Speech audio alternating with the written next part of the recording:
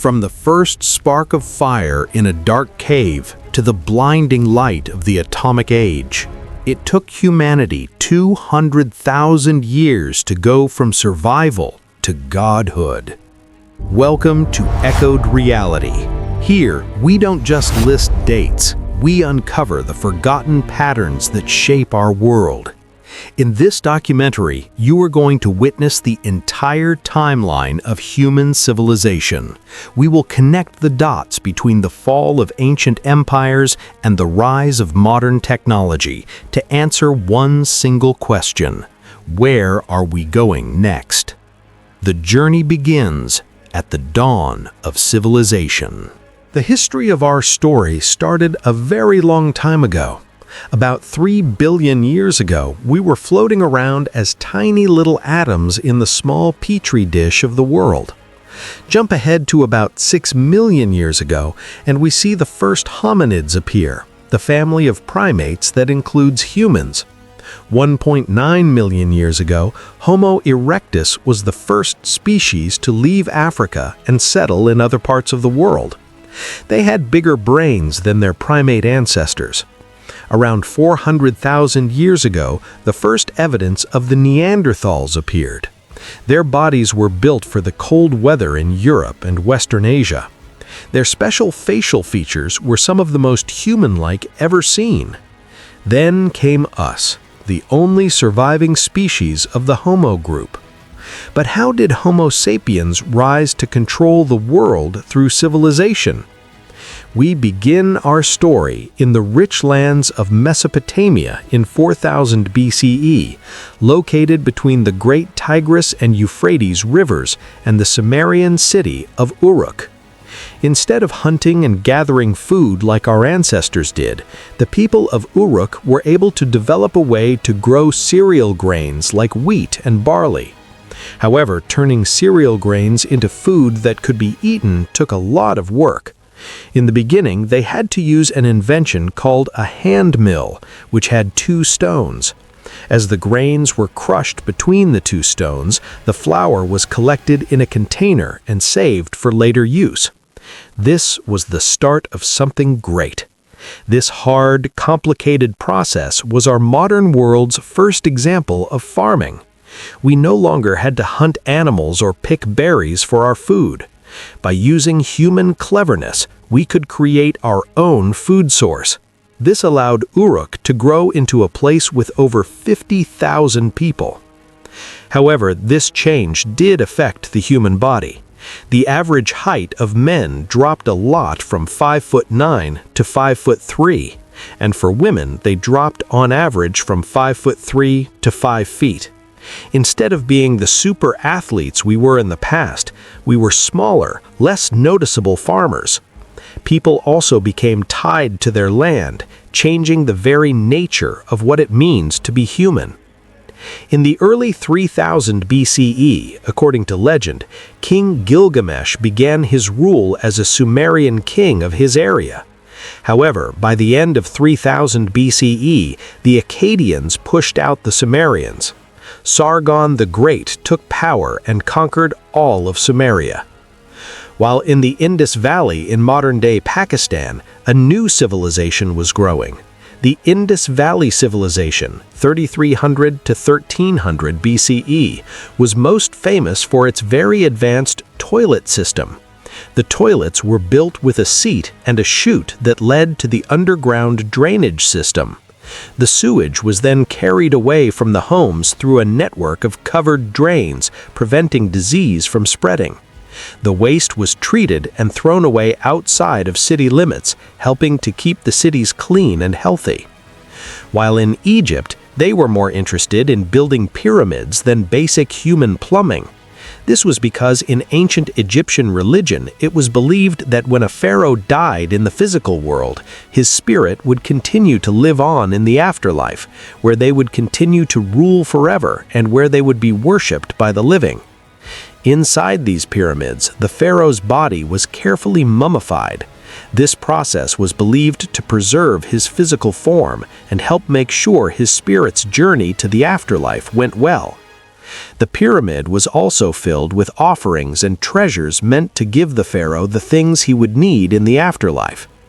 Every pharaoh wanted to make sure they were immortal. They wanted to succeed in the afterlife. They wanted to be worshipped forever. That's why it was extremely important for Egyptian pharaohs to build pyramids for themselves when they died. It started when Pharaoh Djoser, 2667 to 2648 BCE, built the Step Pyramid at Saqqara, followed by Sneferu, 2613 to 2589 BCE, who built several pyramids, such as the Bent Pyramid and the Red Pyramid. Then came Pharaoh Khufu, 2589 to 2566 BCE, who built the famous Great Pyramid of Giza in a hard-working 20-year process, one that the world still amazes at today. Khufu was then followed by pharaohs Khafre and Menkaure, who built the slightly smaller second and third pyramids of Giza.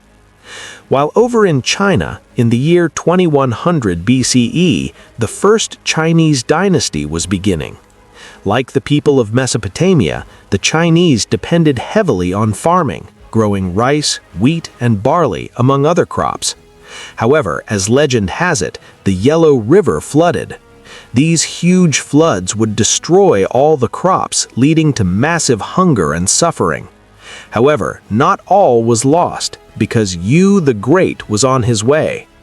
Yu was so upset by this problem that he would spend his days traveling up and down the Yellow River. He found ways to redirect the rivers by building levees and dikes so that he could control the waterways.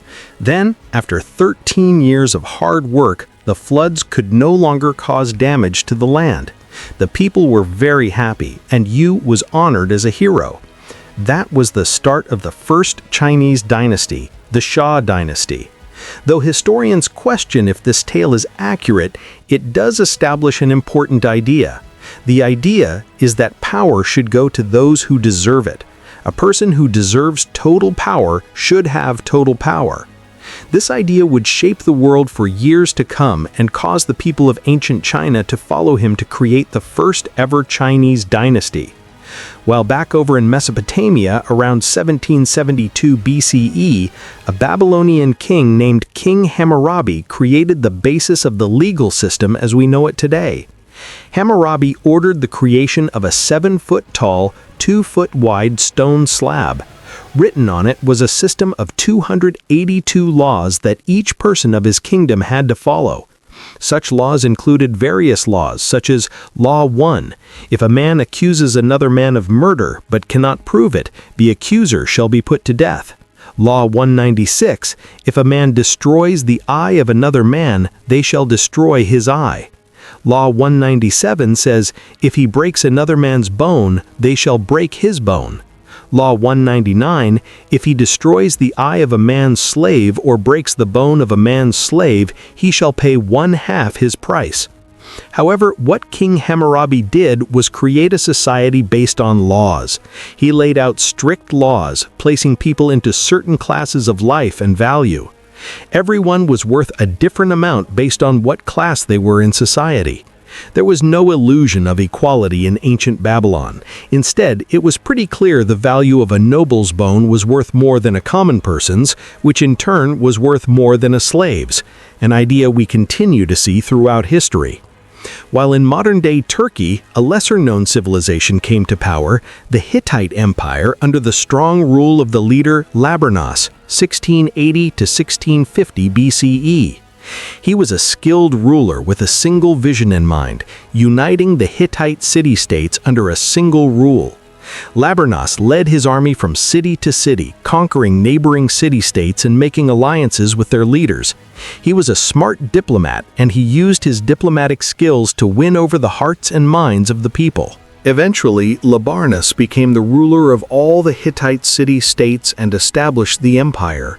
He was a fair and just ruler and was loved by his people. Under his rule, the Hittites grew wealthy and their territory expanded, leaving them right next to their neighbors in Egypt. While in modern-day Greece, a collection of city-states appeared on the European continent.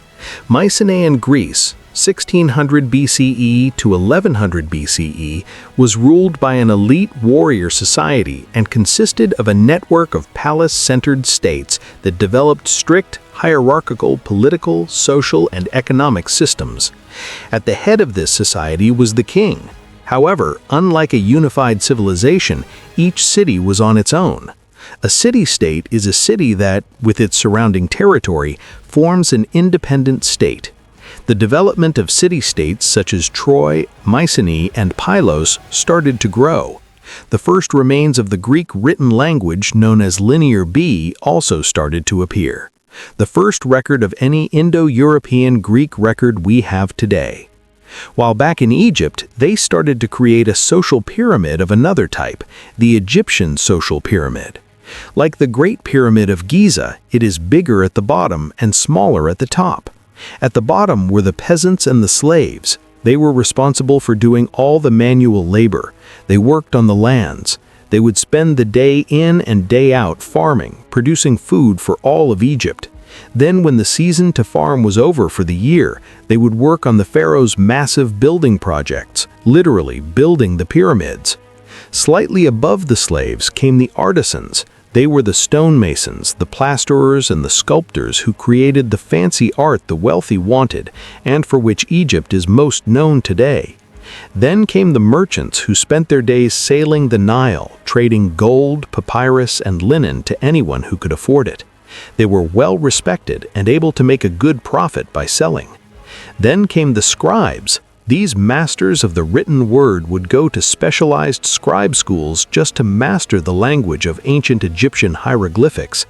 In practical use, these scribes kept track of the stores of food, various tax documents, and even the daily lives of the pharaoh.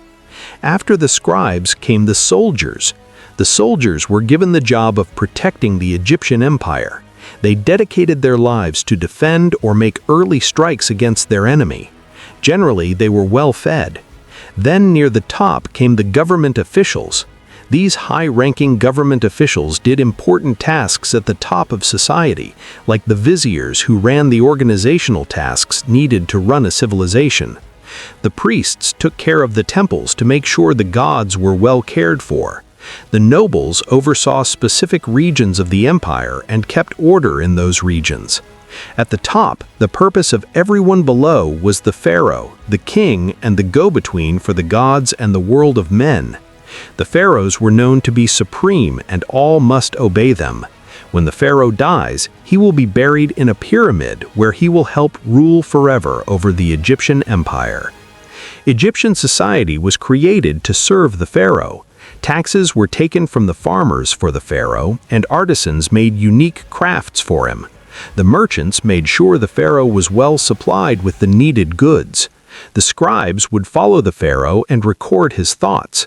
The soldiers made sure his empire was protected. The government officials did the jobs the pharaoh couldn't do, while the pharaoh sat at the top and communicated with the gods. Pharaoh Ramesses II, 1279 to 1213 BCE, accomplished many amazing things by living in this social system.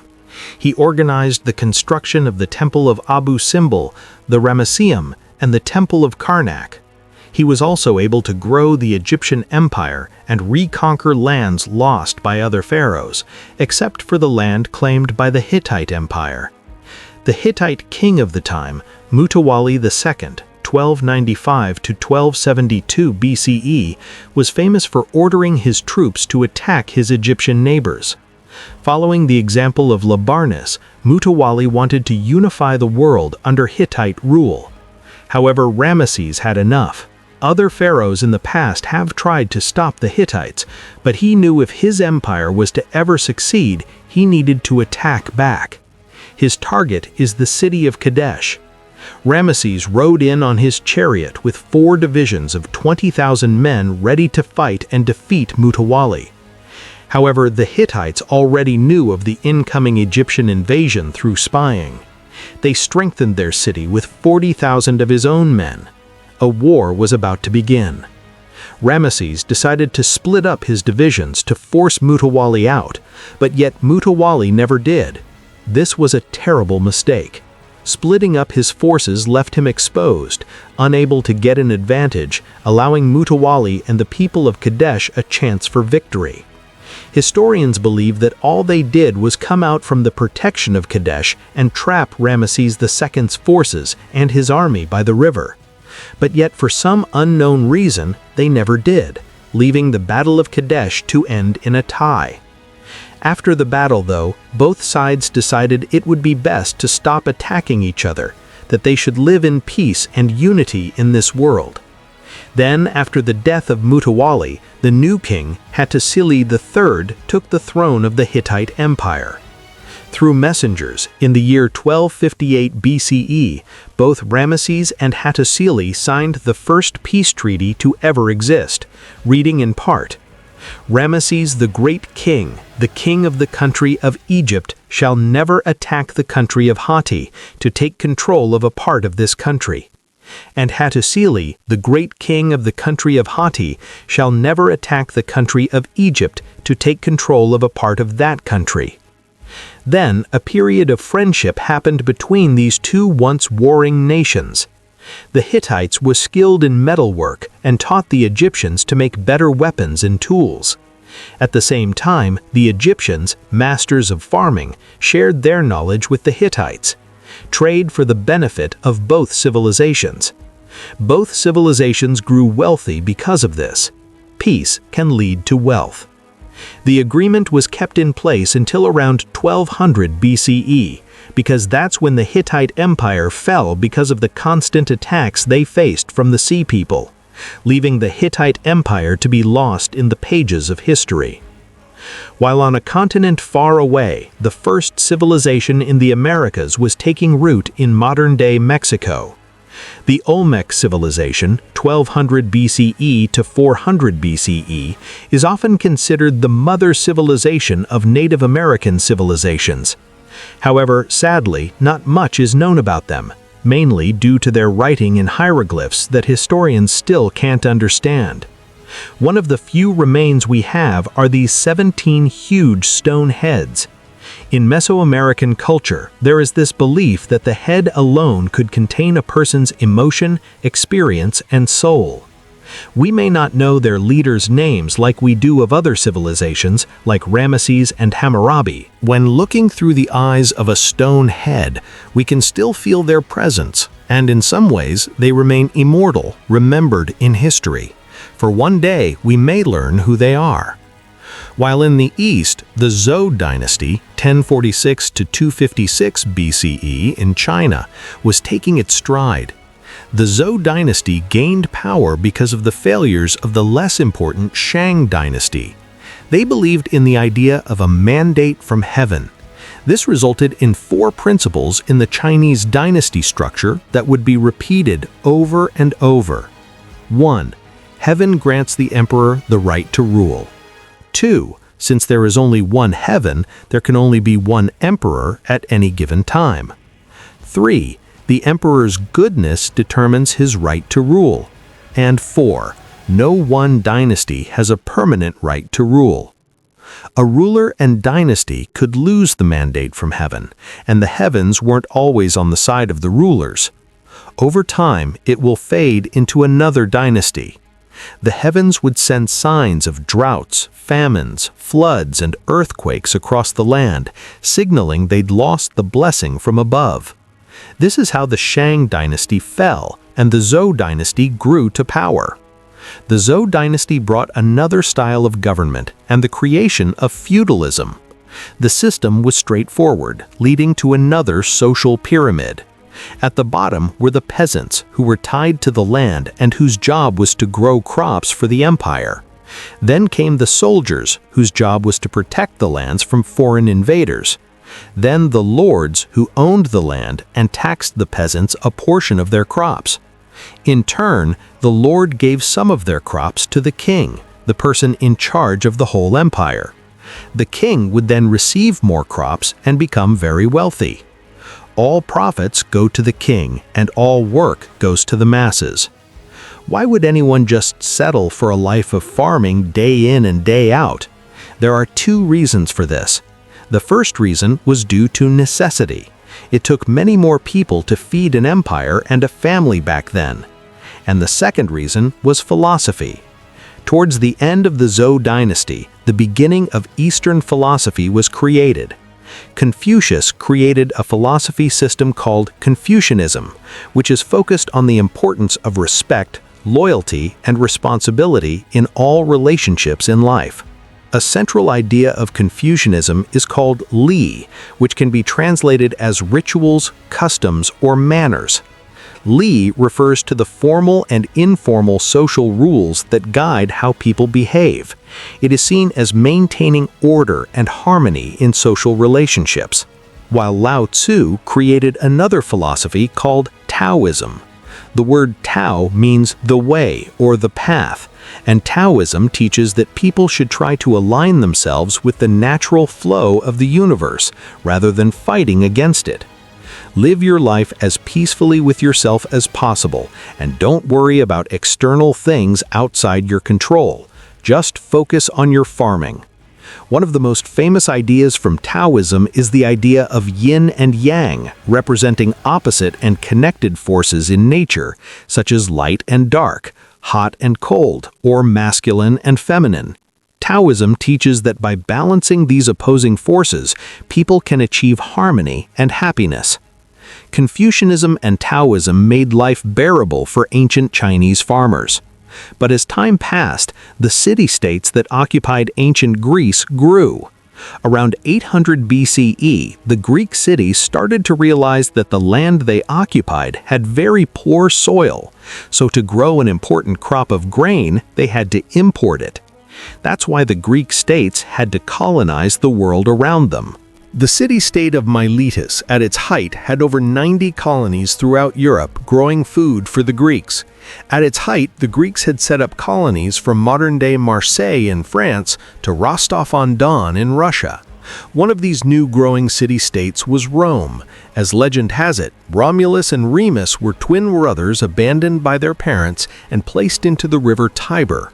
As the basket floated across the river, a female wolf discovered the two orphans and nursed them back to health. When Romulus and Remus became adults, they decided to build a city where the wolf rescued them. However, this created a problem as both brothers wanted the place to be named after themselves. As Romulus and Remus fought without stopping, eventually Romulus came up with the final blow and killed Remus, creating Rome in 753 BCE. While back in Greece, various city-states started to gain power, but two were at the front: Sparta and Athens.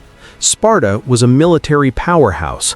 The famous Spartans believed everything should focus on physical strength and war. When a new young Spartan was born, it would be killed if it didn't look healthy. Boys were taken from their families at a young age and were trained to become soldiers. The brutal training included physical conditioning, weapons training, and harsh living conditions. The entire life of a Spartan was to win a war. Their society reflected this with three main groups.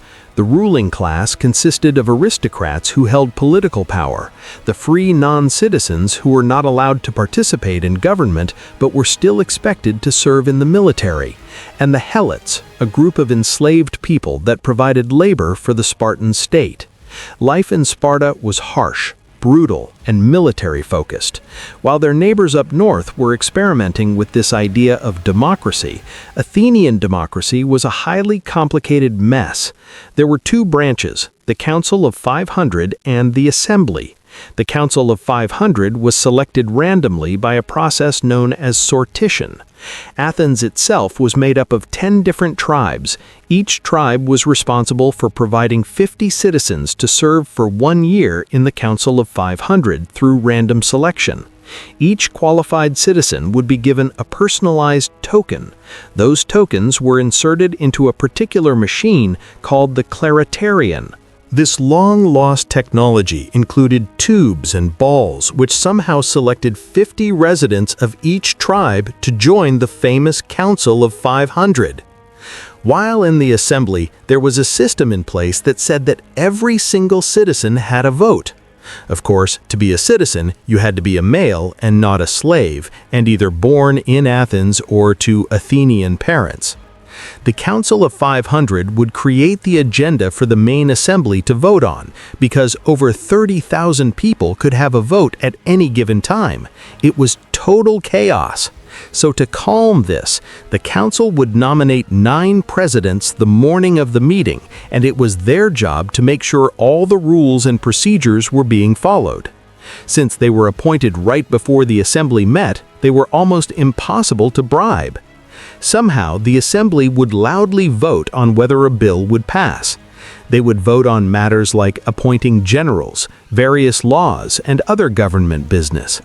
However, not everyone liked this Athenian democracy. The famous Greek philosopher Plato thought the idea was barbaric. In Book 6 of his important book, The Republic, Plato writes, "The true navigator must study the seasons of the year, the sky, the stars, the winds, and all the other subjects appropriate to his profession if he is really fit to control the ship." Think that it's quite impossible to get the professional skill needed for such control, and that there's no such thing as the art of navigation. How much could a randomly selected member of the Council of 500 really know? How much could he fully contribute to society? Should we allow a random member of society to have any power? Instead, Plato would support the idea of a philosopher king, a man who studies wisdom, logic, and reasoning, a man who dedicates his life to understanding how to be just, a man who will become the navigator of wisdom. Plato would rather say, "The society we have described can never grow into reality or see the light of day, and there will be no end to the troubles of the states, or indeed, my dear Glaucon, of humanity itself, till philosophers become rulers in this world, or till those we now call kings and rulers really and truly become philosophers, and political power and philosophy thus come into the same hands." There's just one problem with Plato's quote. Every leader thinks they're a philosopher king. Everyone thinks their thoughts are the best. Everyone thinks their ideas are the wisest. From Yu the Great in China, to Labarnus of the Hittite Empire, to Siddhartha Gautama of the Kingdom of Magadha in India. While not so far away, in the Indian kingdom of Magadha, a spoiled prince named Siddhartha Gautama, 500 BCE, lived in luxury inside a palace. Inside this palace, Siddhartha could have anything he wanted. All the jewels, all the wealth, all the finest goods given to him. His world inside of the palace was a perfect place on earth. There was no want, need, or desire, and it was perfect.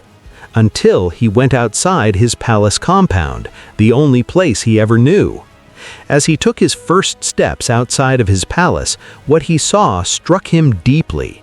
He saw an old man dying right on the street.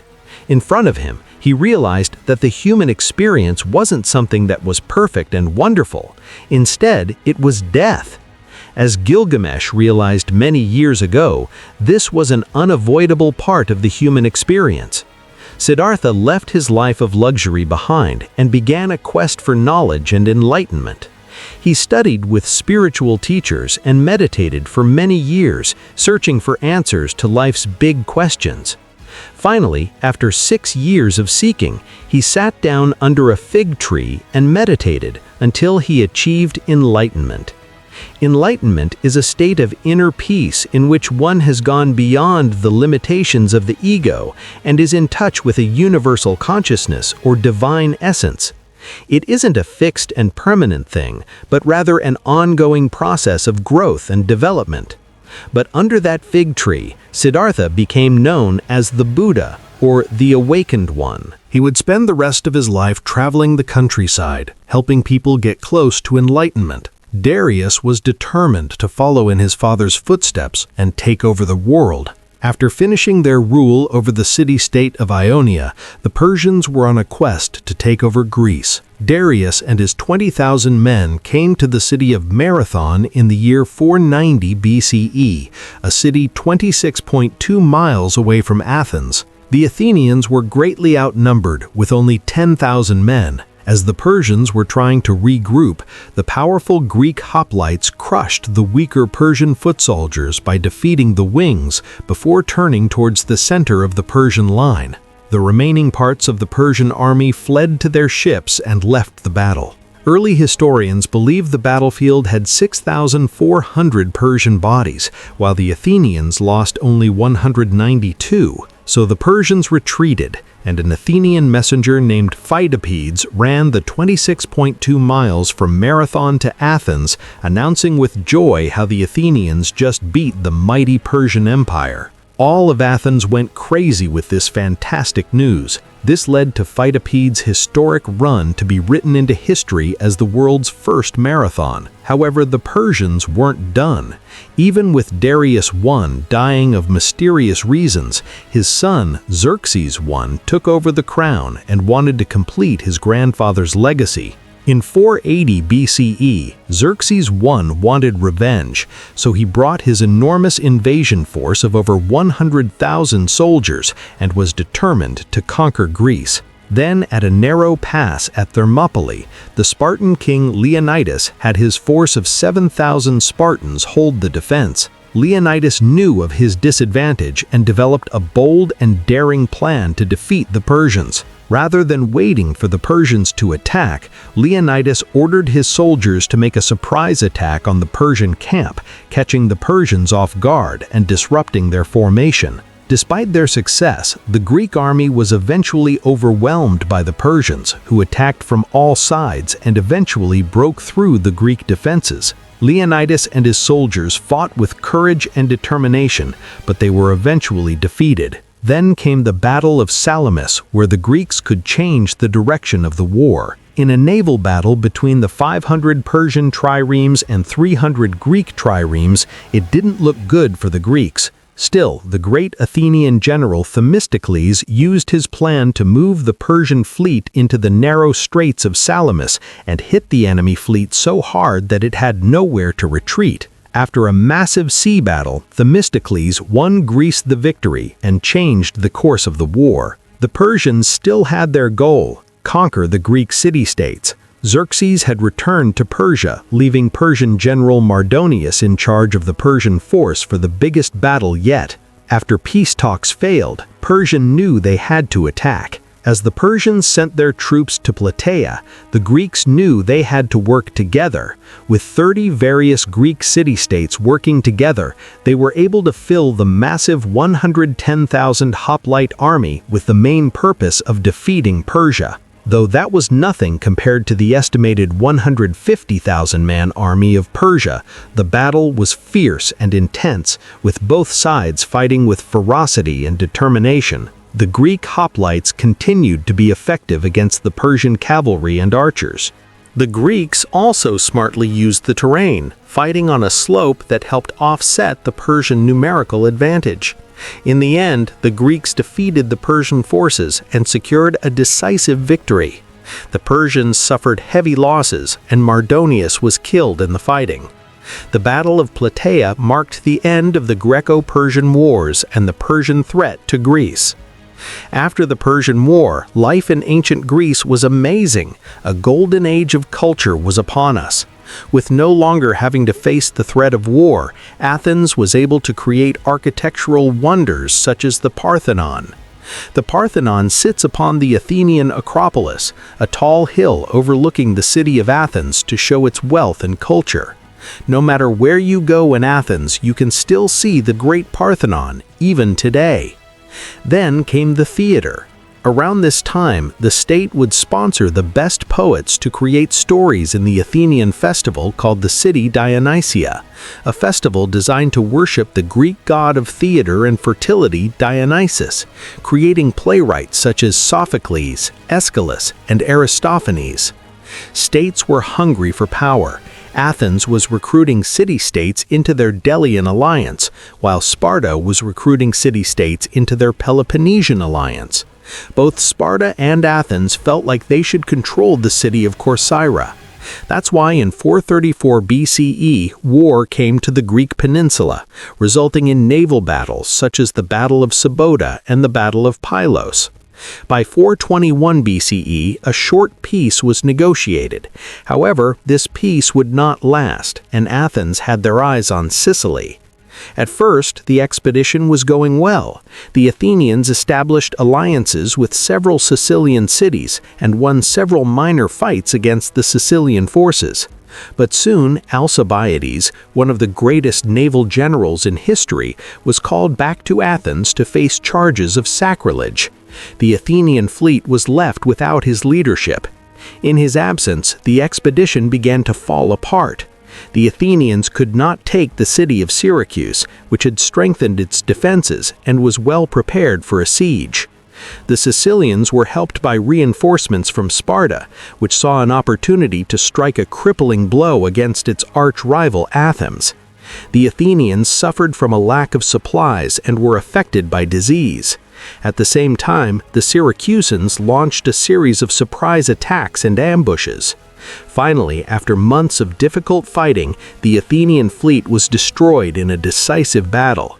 Thousands of Athenians were killed, and many more were captured and enslaved. A decade after that, Athens fell to the Spartans. The age of legendary Greece was now over. Both Athens and Sparta were significantly weaker, never to regain the same power they once had, leaving the world ready for a philosopher king to conquer it all. Then, in the east, the mandate of heaven was up. The Zhou dynasty, after a long 800-year rule, it was decided by the heavens that their empire was up, which led to a period known as the Warring States, 474 to 221 BCE. This resulted in Han Feizi, who created a new philosophy called legalism. Followers of legalism believed that people were naturally selfish and would only act in their own self-interest, and that the only way to keep them in line was through a system of rewards and punishments that was clear and always enforced. This resulted in Feizi claiming that the best way to achieve social order was by establishing a powerful ruler responsible for enforcing the law and punishing wrongdoers. He also believed the ruler should have complete control over the military, the economy, and society. While in the heart of the Oaxaca region of Mexico, the Zapotec civilization started to flourish. The capital city of Monte Alban was being built on a mountaintop overlooking the entire Oaxaca Valley. Perched on the mountaintop overlooking the Valley of Oaxaca, the city was home to a ruling elite who oversaw a hierarchical social structure that included middle-class artisans and lower-class farmers. The people of the Zapotec civilization were known for their innovative farming practices, including the growing of maize and other crops, which kept their communities fed in times of drought and other environmental problems. They also developed an early writing system, which used a combination of symbols and glyphs to represent words and ideas. They developed an advanced calendar system based on 260-day and 365-day solar cycles. In Greece, during the year 356 BCE, in the city of Pella in the kingdom of Macedon, the greatest commander in history was born. Alexander the Great grew up knowing he would be a leader and was the son of King Philip II and Queen Olympias. But the teacher was much more impressive. Since he was a kid, Alexander was taught by Aristotle. Aristotle is the man who is known as the father of logic. He created the fields of biology and taxonomy by introducing a way to think called the scientific method, a method that is still taught in schools to this day. He also wrote extensively about philosophy, ethics, and art, changing the face of the world as we know it today. This is the man who was in charge of teaching Alexander the Great. Alexander was 20 when his father was assassinated, but his excellent education allowed him to take over the rest of the world. After his father died in 336 BCE, Alexander was determined to keep his family's power, so when the Greek city of Thebes decided to revolt, Alexander and his army marched 240 miles in 14 days. When Thebes refused to surrender, he destroyed the entire city to the ground. 6,000 were killed, and the rest were sold into slavery. The rest of the Greek city-states pulled back in fear, allowing Alexander to do as he pleased, leaving his new target to be Persia and the new Persian king Darius III. In 333 BCE, Alexander faced the Persian army at the Battle of Issus. This big battle saw the Persian king Darius III defeated and forced to flee. Alexander then captured several key cities, including the important port of Tyre, which had resisted his initial siege. In 331 BCE, Alexander faced Darius III again at the Battle of Gaugamela near the Tigris River in modern-day Iraq. Despite being outnumbered, Alexander won a decisive victory using better tactics and mobility. The Persian army was destroyed, and Darius III fled once again. Alexander then went on to capture the Persian capital of Babylon and took control of much of Mesopotamia. He continued his campaign eastward, winning battles in what is now modern-day Iran and Afghanistan. In 330 BCE, he captured the Persian capital of Persepolis, a city of great wealth and cultural importance. But Alexander wasn't done. He wanted to expand eastward, eventually crossing the Hindu Kush Mountains into India. However, his troops grew tired of the endless fighting and refused to go any further, and Alexander was forced to turn back. However, after Alexander failed in the Indian subcontinent, a powerhouse appeared in India called the Mauryan Empire. At its height, it covered much of India, Pakistan, Bangladesh, and Afghanistan. However, this conquering came at a great cost for its leader, Ashoka the Great. In 261 BCE, after the death of his parents, Ashoka decided that his empire needed to expand. In his sights, the kingdom of Kalinga.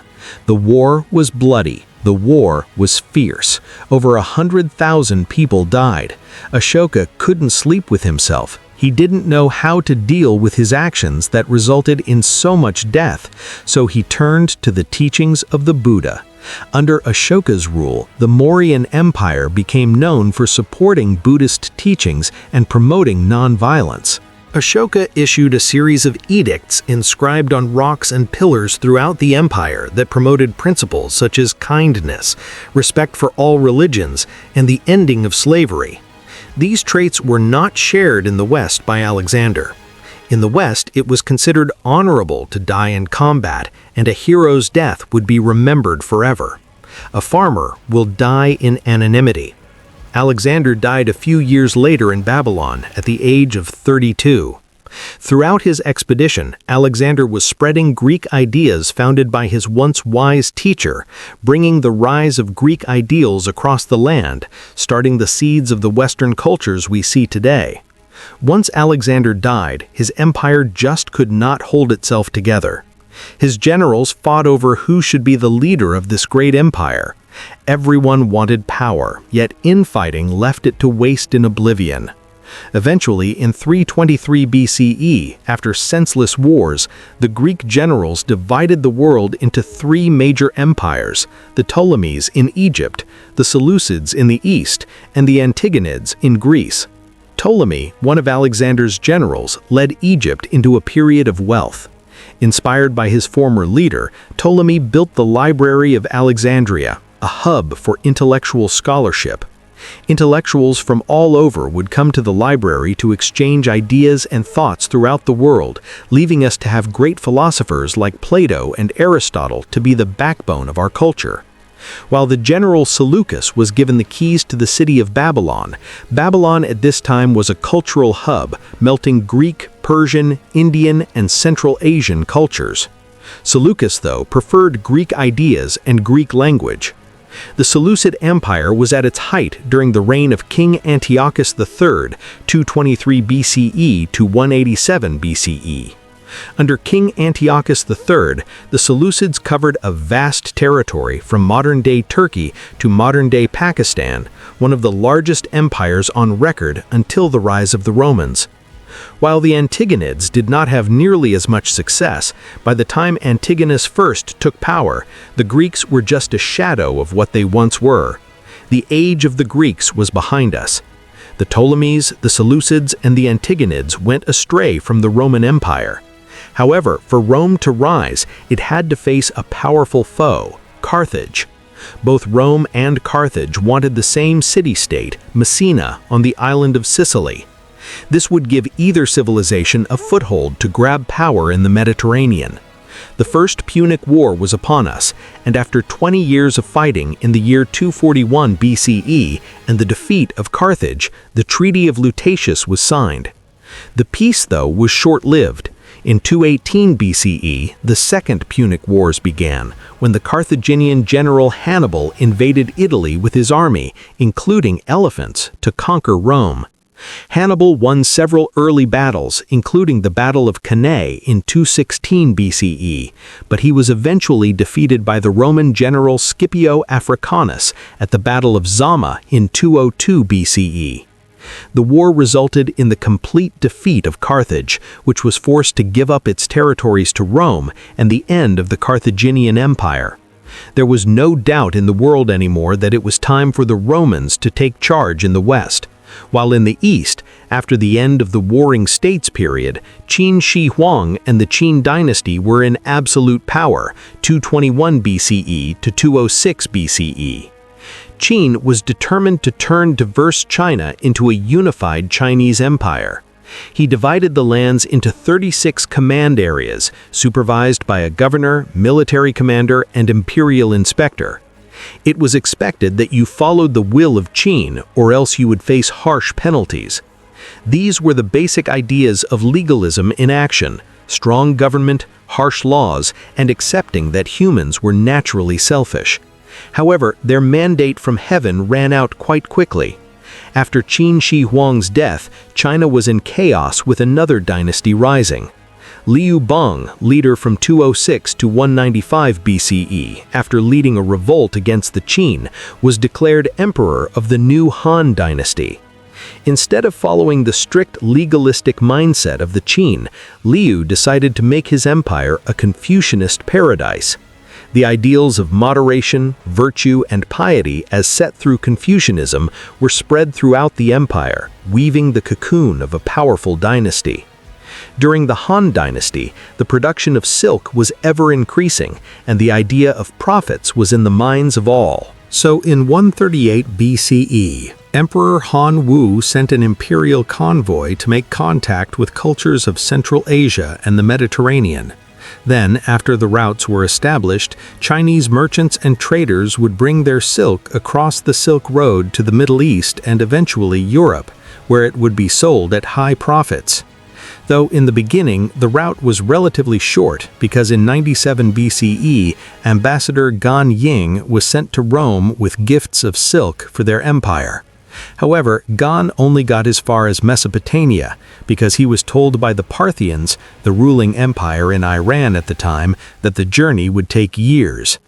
Little did Gan know that he was misinformed. The journey would have been relatively shorter, but the Parthians wanted to keep their spot as the middlemen. They did not want China and Rome to have contact with one another, creating a system of three empires pushed right up against each other: Rome in the west, Parthians in the center, and China in the east. Then in 86 BCE, Greece, already being weakened by the conquest of Alexander the Great, was now the target of the Roman Empire. General Lucius Cornelius Sulla led an army of legions to the forefront of Athens. He besieged Athens for several months, brutally torturing the citizens within. Eventually, when Athens fell, he ordered his soldiers to loot and destroy the city, destroying many important cultural treasures. This takeover cemented Rome as a superpower. Athens no longer had the power; now it was in Rome. While in 63 BCE, General Pompey was given the task of capturing Jerusalem and the region of Galilee. The Romans quickly captured the cities, forcing Galilee to be placed under Roman rule, including a small village called Nazareth. The Romans' desire to expand didn't end in Galilee, though. In 58 BCE, Julius Caesar was appointed governor of the Roman province of Cisalpine Gaul, northern Italy, with the clear assignment of conquering the rest of the Gauls. At the time, the Gauls were a group of Celtic peoples who lived in that area that is now France, Belgium, and parts of Switzerland, Germany, and Italy. However, it was Caesar's job to take over these Celtic tribes.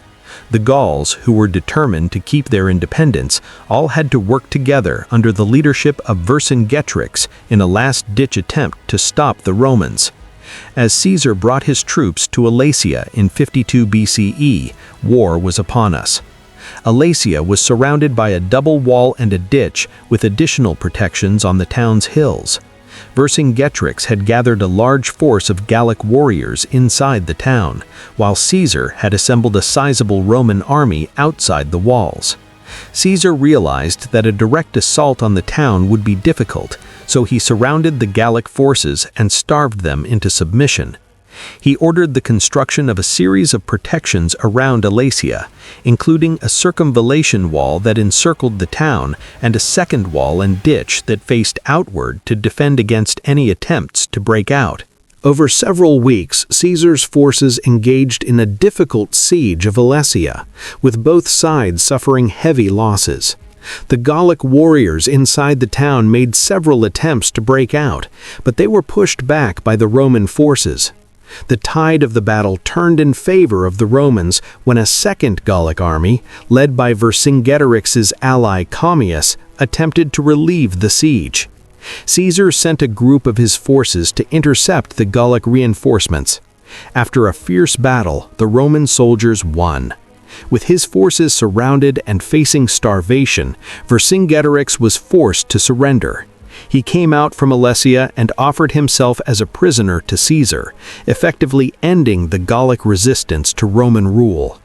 Throughout the next 2 years, Caesar crossed the Gallic Empire, conquering and making it part of Rome. The Gauls were made part of Rome, even gaining citizenship within the empire. However, the Senate was not happy with Caesar.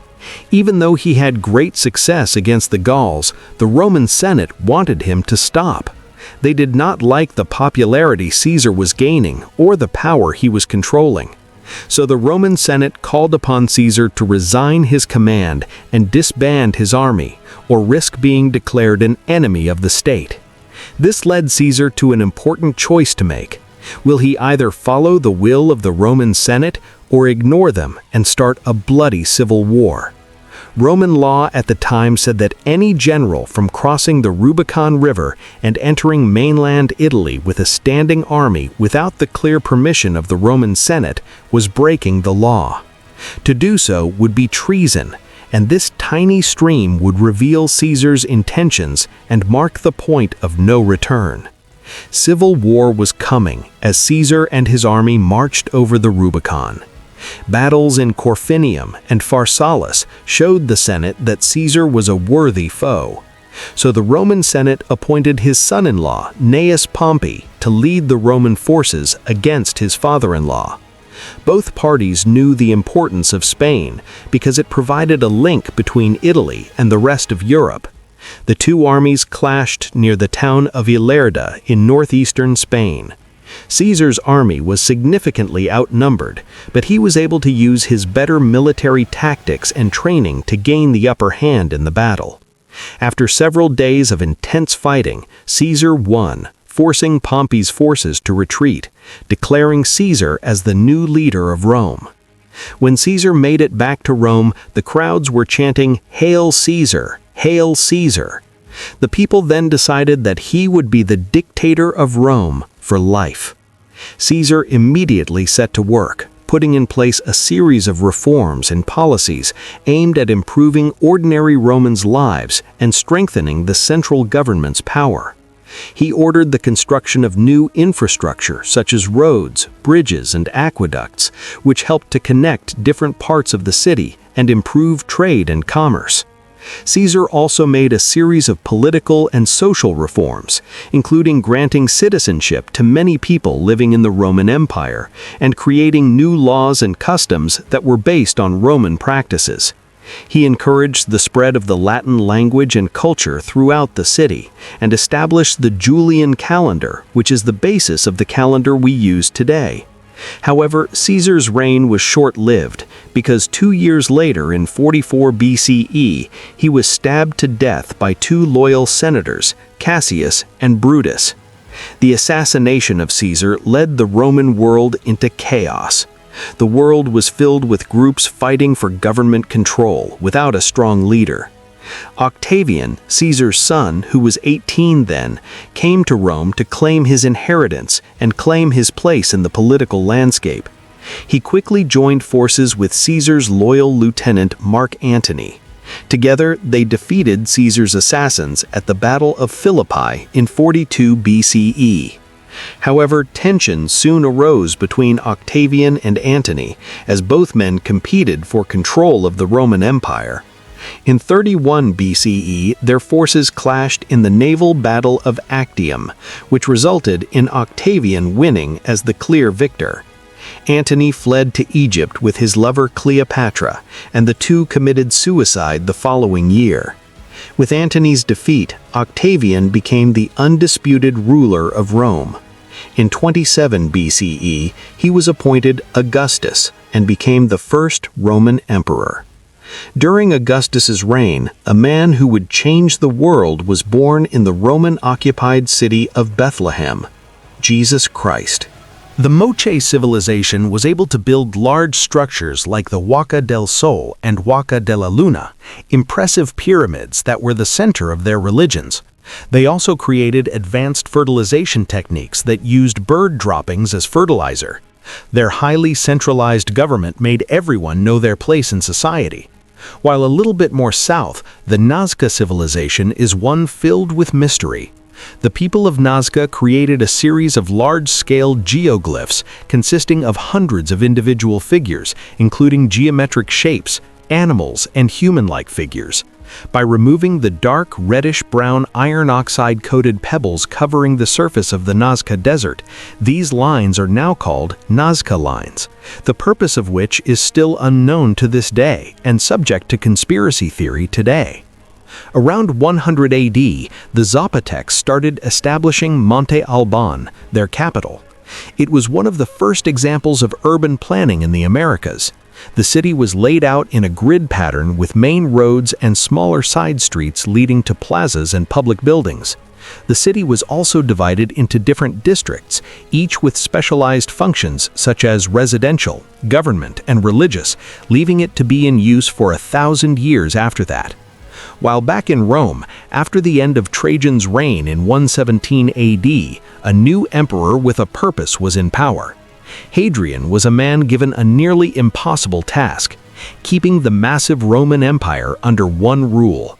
He first had to deal with a crisis with the newly colonized Roman Britain.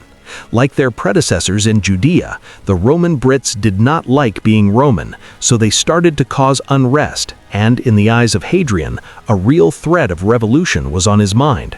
So Hadrian had ordered a massive wall, well named Hadrian's Wall, which spanned almost coast to coast, keeping it stuck in the conquered people's minds that the Romans were here, stopping revolution in one region. However, in Galilee, things weren't as peaceful. Simon Bar Kokhba led a rebellion of the Jewish people to free themselves from Roman rule.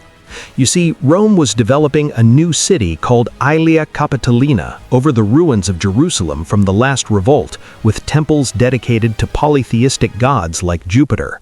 By 132, Bar Kokhba took the title of Nasi, head of state. Many Jews saw him as the Messiah who would save the Jewish people and restore their independence. Kokhba's troops stormed Aelia Capitolina, almost knocking out entirely the Roman garrison controlling the city. Hadrian, though, would not have it, so he sent a force of 120,000 men to the lands of Judea to conquer and force the Jewish people into submission. As Cassius Dio says in the History of Rome, 50 of their most important outposts and 985 of their most famous villages were destroyed. 580,000 men were killed in the various raids and battles, and the number of those that died by famine, disease, and fire was past finding out. Thus, nearly the whole of Judea was made empty. History of Rome 69.14-2. Rome made it clear that it was not to be taken lightly. While in China, the message was quite different. The ideas of Buddhism were spreading, along with the Chinese philosophies of Confucianism and Taoism, and built a dynasty. These three philosophies worked together to make the Han Dynasty stronger and more united in many ways. While in America, the Mayan architects went across northern Petén and designed a series of short, broad temples with wide staircases, flanked by enormous stucco masks. These stucco masks were made of plaster and some burned and powdered limestone. The Mayans built these stone armatures into elaborate deity faces to capture the soul of the gods and bring it to the people. A temple like the E7 sub. Yes, historians named Mayan temples like military submarines. It is a pyramid with 16 stucco masks. Each allows us to go deeper into the souls of these deities of the past. The Gospel of Luke says, "In those days, a decree went out from Caesar Augustus that all the world should be registered. This was the first registration when Quirinius was governor of Syria, and all went to be registered, each to his own town." Luke 2:1-3. This census was an important factor in Roman society because it established the population counts in these various communities, making it possible to tax these various citizens. So the highly pregnant Mary and her future husband Joseph had to travel 90 miles on foot from Nazareth to Bethlehem to complete this legally required Roman census. When they arrived in Bethlehem, many other descendants of the King of David or members of the Jewish faith were also going to Bethlehem for the census. They found out that there was no room for them in the inn, so they were forced to take shelter in a stable where Mary gave birth to Jesus. Jesus was later named King of the Jews. After Jesus' birthday and the completion of the census, Mary and Joseph returned to Nazareth with their amazing son. As the years of Jesus went on, stories about him grew. More and more followers began to worship Jesus as their Messiah. They claimed that he can catch an endless amount of fish. They claimed that he can cure the blind. And they claimed that he was the Son of God. So these followers, especially his disciples, started to write down his entire life journey. 4 of his closest disciples, Matthew, Mark, Luke, and John, wrote down the main parts of the book in these sections called Gospels.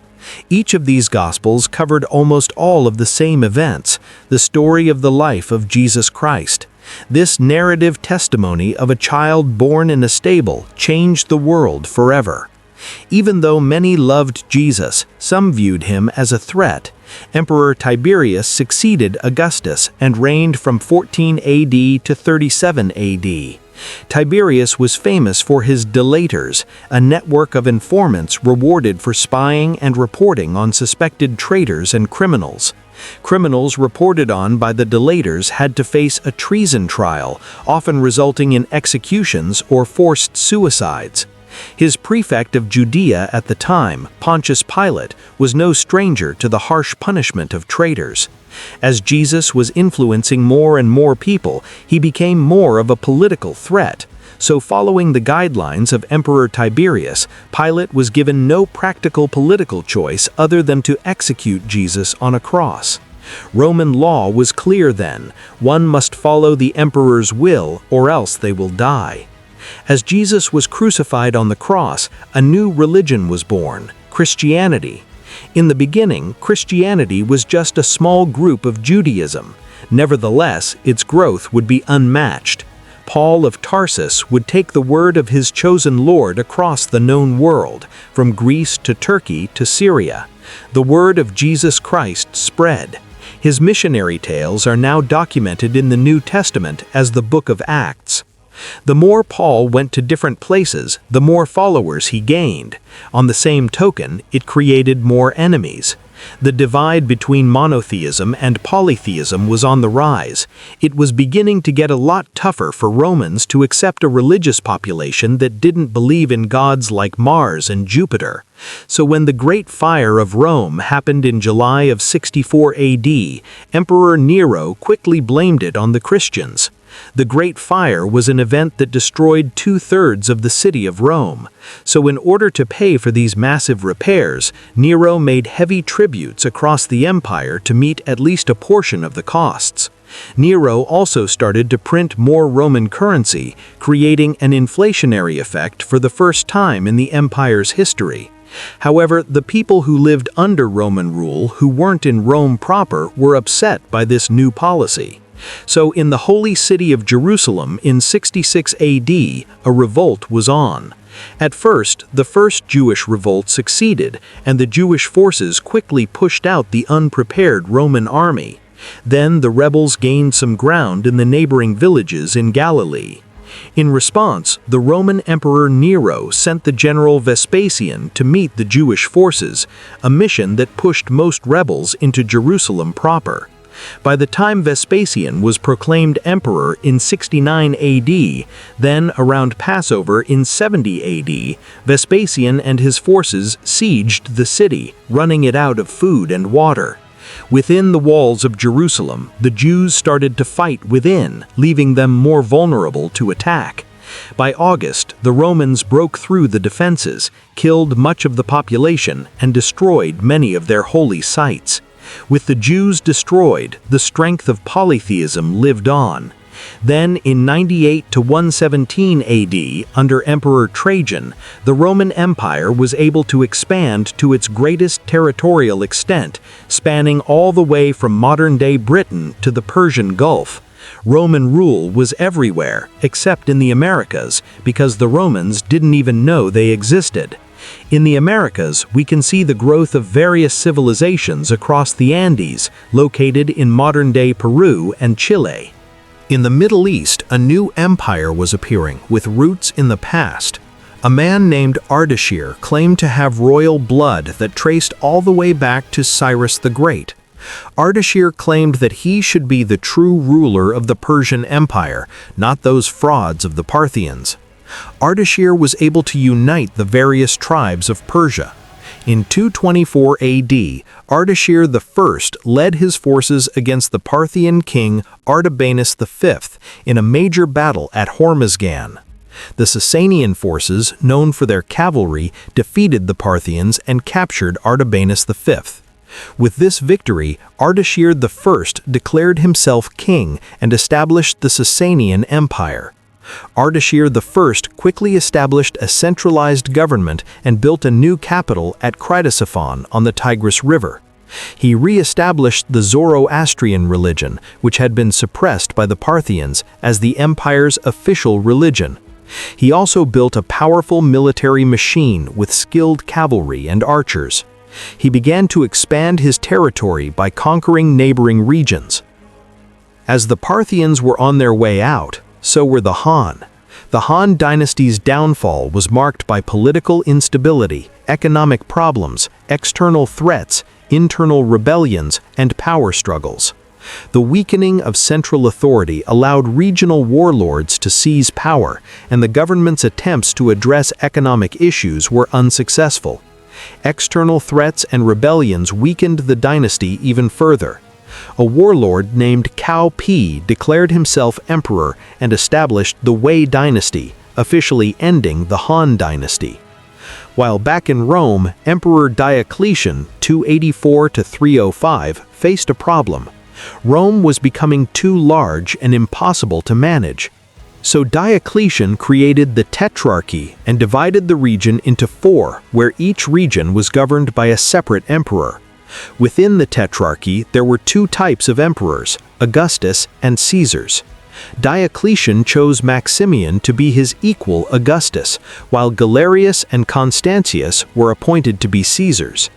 However, this system created uncontrolled chaos and disorder. Each emperor had desires for power and ambition, and it all came to a head in 305 when power shifted. Both Diocletian and Maximian retired, and in 306 Constantius died. 3 out of the 4 original leaders were left out of the system, leading to a power vacuum to come. Emperor Constantine the Great was appointed by his father's army unilaterally as an Augustus and a Caesar at the same time to replace his father. At the same time, Maximian's son, Maxentius, felt as though he should have been appointed Caesar instead of Valerius Severus.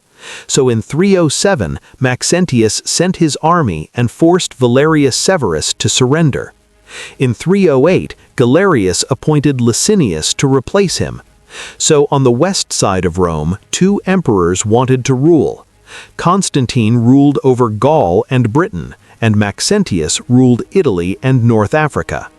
Maxentius had a difficult time holding on to his power, and he faced increasing resistance from the people of Rome. To try and secure his hold on power, Maxentius ordered the construction of a new bridge across the Tiber River near Rome, known as the Milvian Bridge. Constantine saw Maxentius as a threat to his power, so he decided to march on Rome to confront him. As the two armies approached each other near the Milvian Bridge, Constantine had a vision of a cross in the sky with the words, "In this sign, conquer." Some accounts suggest that this vision may have been a dream or a hallucination, while others suggest that it may have been a sign from God. Regardless of the nature of the vision, Constantine took it as a sign that he would be victorious in battle if he fought under the sign of the Christian cross. He had his soldiers paint this symbol on their shields and banners, and he went into battle with renewed energy and confidence. The battle was fierce and brutal, with both sides suffering heavy losses. Maxentius had a larger army, but his troops were spread out and disorganized. Constantine was able to take advantage of this, and he was able to push Maxentius's forces back towards the Tiber River. In the chaos of the retreat, Maxentius was forced off the Milvian Bridge and into the water, where he drowned. Shortly after his victory, Constantine met Licinius at Mediolanum, modern Milan, to confirm several political and family arrangements and to produce the Edict of Milan. This edict gave power for Eastern Rome to Licinius and Constantine sole power of the West. More importantly, though, this document gave religious tolerance for Christians and restored any properties taken from them during the persecution. However, the peaceful coexistence of both rulers was short-lived. Though the edict allowed for the safety of Christians, Licinius was still very much a pagan. Their differences started to grow. All came together near the city of Chrysopolis in 324 AD, where both armies went and fought. Constantine's military might was on display. He was able to force the Eastern Roman army towards the sea, leaving many to be killed or captured. Constantine was declared the sole leader of Rome, and Licinius was declared dead by hanging. He renamed the Eastern Roman capital from Byzantium to Constantinople to celebrate his victory. Then in 325 AD, Constantine presided over the First Council of Nicaea when the 300 bishops established the now famous Nicene Creed, which declared that Jesus Christ was begotten, not made, and of one substance with the Father. Constantine was finally baptized as a Christian on his deathbed in 337 AD. In 370 AD, a new player was on the scene. The Huns were a barbaric nomadic civilization who were masters of warfare. According to legends, they were taught horsemanship as early as the age of 3. Also, they would attack their own with a sword to teach them how to endure pain. These people weren't to be messed with lightly. When they crossed the Volga River in 370 on their horses and wanted blood, the Alan civilization didn't stand much chance. 2 years later, they attacked the Ostrogoths, an eastern tribe of Germanic Goths who harassed the Roman Empire by frequently attacking their territories. By 376, the Huns had attacked the Visigoths, the western tribe of Goths, and forced them to seek safety within the Roman Empire. As the Huns dominated Goth and Visigoth lands, they earned a new reputation as the new barbarians in town and seemed unstoppable. By 395 AD, they began invading Roman areas, and some Roman Christians believed they were devils who arrived straight from hell. The reason they started invading Rome was because of the death of Theodosius the Great. His shining achievement as emperor was keeping the Goths and the Huns at bay, but at his death he decided to follow the ideas of Diocletian and split the empire up again, splitting up control between his two sons, Arcadius in the east and Honorius in the west, making Theodosius the last leader of a united Rome. With Honorius in charge, the incapable general made Western Rome an easy target to be bullied. The Visigoths, looking for a new place to live, had their eyes set on Rome. So throughout the early 410s, the Visigoths destroyed various Roman cities. Then, on August 24, 410, the Visigoths sacked Rome, taking control of this historic city. It was the first time in nearly 800 years that a foreign army occupied the city of Rome. However, the Visigoths couldn't maintain control of Rome. Instead, they continued to destroy Roman territories until they established their kingdom in 418 in modern-day Spain. While the chances of survival weren't much better in eastern Rome, the famous Attila the Hun was gaining power, and his brutal tactics called him the Scourge of God. After a failed peace attempt in 441, Attila and his army stormed through the Balkans and the Danubian frontier. Another peace treaty was made in 442, but Attila attacked again in 443, killing, destroying, and pillaging his way to the well-protected city of Constantinople. However, due to Constantinople's high walls, Attila couldn't conquer it. Instead, Attila was able to get another peace agreement. He would leave Constantinople alone in exchange for an annual tribute of 2,100 pounds of gold, a huge sum. Then, in 451, the Huns invaded the Gauls, allowing the once enemies of the Visigoths and the Romans to wise up and work together to fight the Huns. According to legend, the night before the coming battle, Attila consulted sacrificed bones and saw that thousands of his army would fall in the fight. The next day, his prediction came true. In the Battle of the Catalaunian Plains, after hours of fierce fighting, tens of thousands of soldiers lay dead, giving Attila his first and only military defeat in history. However, even after the loss, Attila and his army marched on and returned to Italy, continuously destroying the cities. In 452, with Rome in sight, he met Pope Leo I, who acted as a messenger between Attila and Rome. There's no record of what they discussed, but according to legend, the apparitions of St. Paul and St. Peter appeared to Attila. They threatened to kill him if he didn't negotiate with Pope Leo I. Attila decided to pull out of Italy and return to the Great Hungarian Plain, whether because of his fear of the Pope and his saintly allies, or because his troops were stretched too thin and weakened by malaria. However, the struggle for Western Rome wasn't over. In 476 AD, the young emperor Romulus Augustus had trouble keeping power for himself, as many Romans felt he was illegitimate. So the Eastern Roman Empire sent the Germanic general Odoacer and his mercenaries to suppress a revolt by the Roman army in the region. However, instead of supporting the Eastern Roman Empire, Odoacer saw an opportunity to seize power for himself. He turned against the Roman government and removed the last Western Roman emperor, Romulus Augustus, effectively marking the end of the Western Roman Empire. As a result of his victory, Odoacer was declared the King of Italy. However, Odoacer's victory was short-lived because in 493, Theodoric the Great of the Ostrogoths, with the support of Eastern Roman Emperor Zeno, came in and created the Ostrogothic Kingdom of Italy, sending Odoacer to meet his fate. While Europe was in the middle of a dark age, India, under the Gupta Empire, was in a mathematical golden age. Great mathematicians like Brahmagupta started using zero as a placeholder and in various solutions for mathematical equations. The astronomer Aryabhata was able to calculate the circumference of the Earth. He proved the world was round long before it was globally accepted. Aryabhata was also able to develop methods for calculating pi and square roots.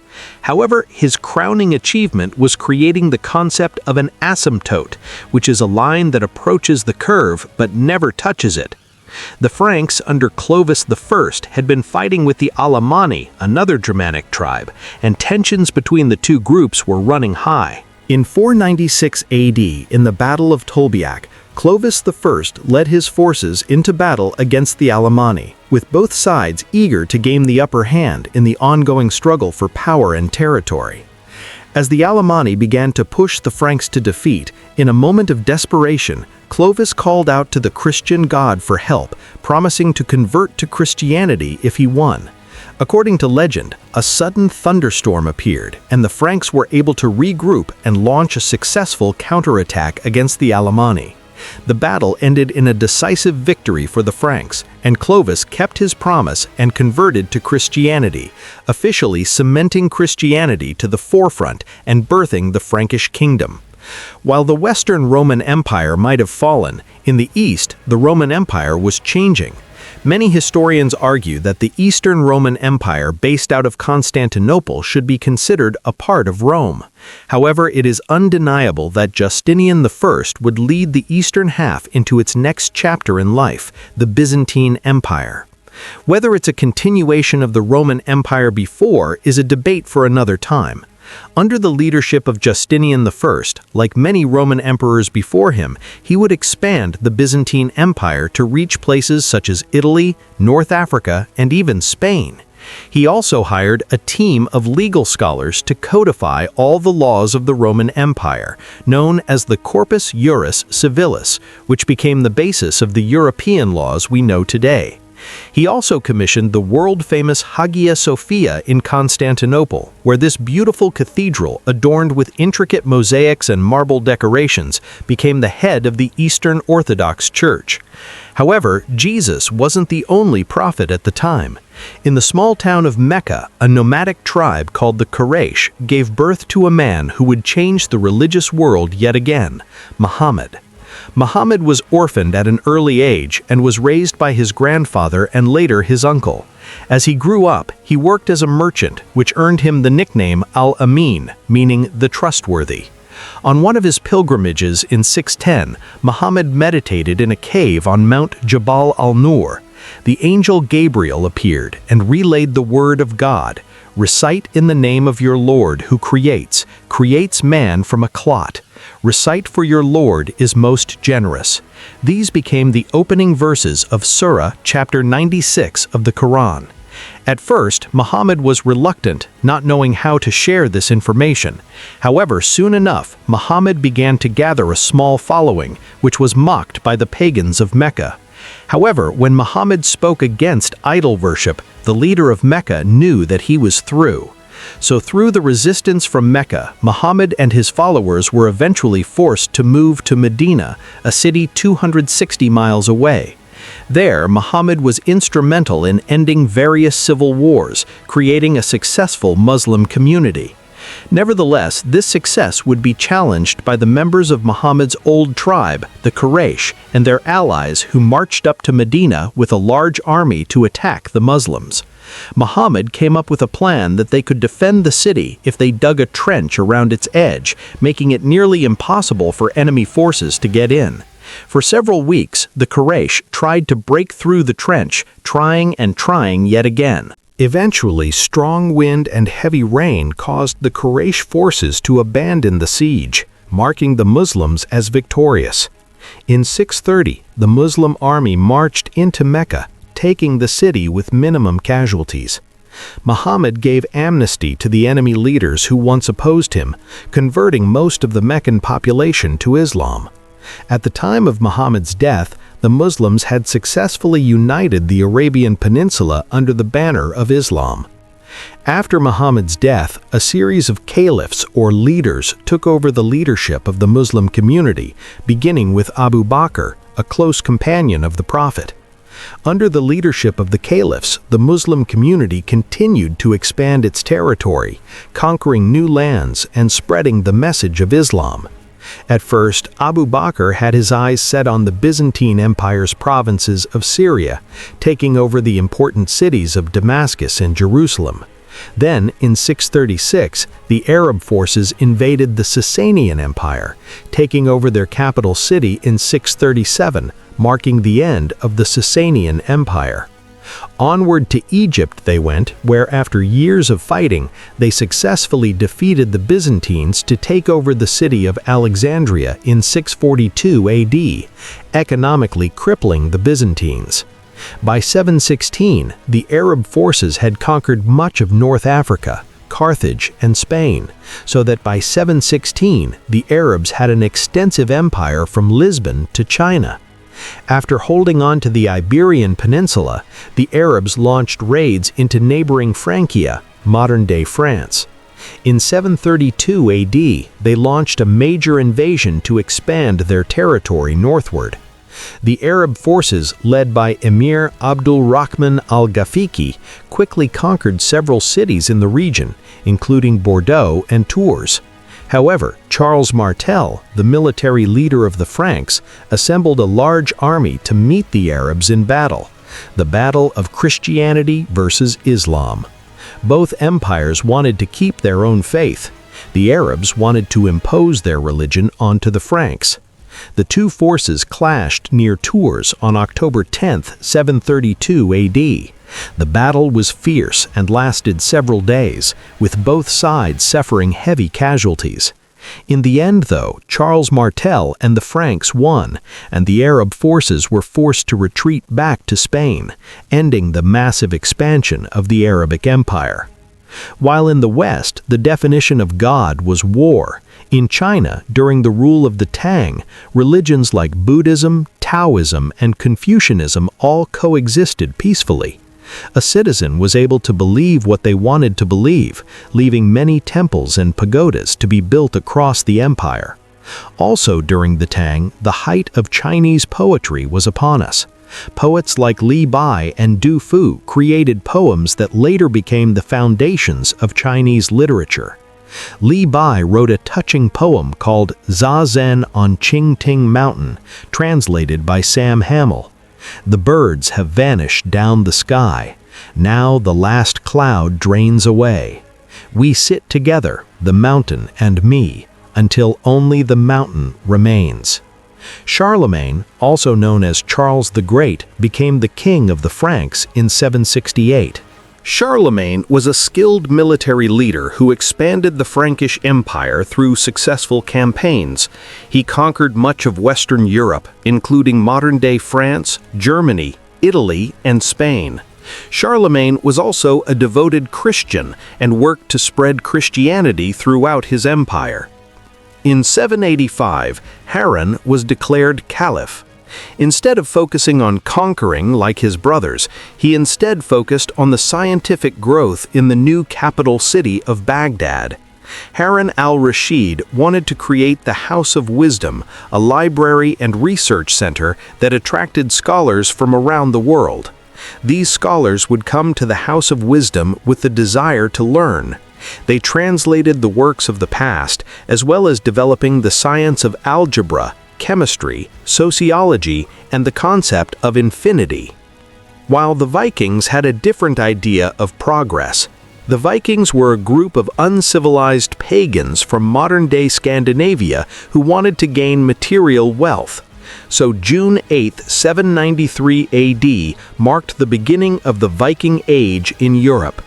Lindisfarne was a small, isolated island off the northeast coast of England that was home to a famous monastery and considered one of Europe's most important centers of learning.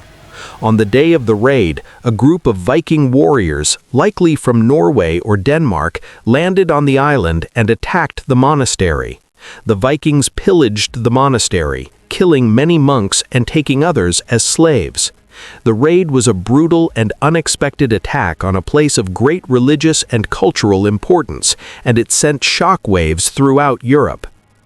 In 799, in Rome, Pope Leo III was attacked by a group of Romans who believed that the Pope was guilty of tyranny and serious personal misconduct.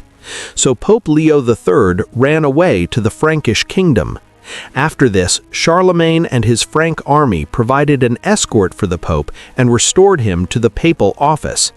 But yet, the power of the papacy was being questioned, with many people wanting it to go away, which caused Charlemagne to go to Rome in late 800 to fight for his pope. For his loyalty, on Christmas Day in the Basilica of St. Peter, Pope Leo III placed a crown on Charlemagne's head, declaring him the new Holy Roman Emperor, creating a new Roman Empire, the Holy Roman Empire, or at least the first version of it. Under Charlemagne, the foundations of a truly great empire were forming, but once Charlemagne died in 814, the new empire was struggling with problems.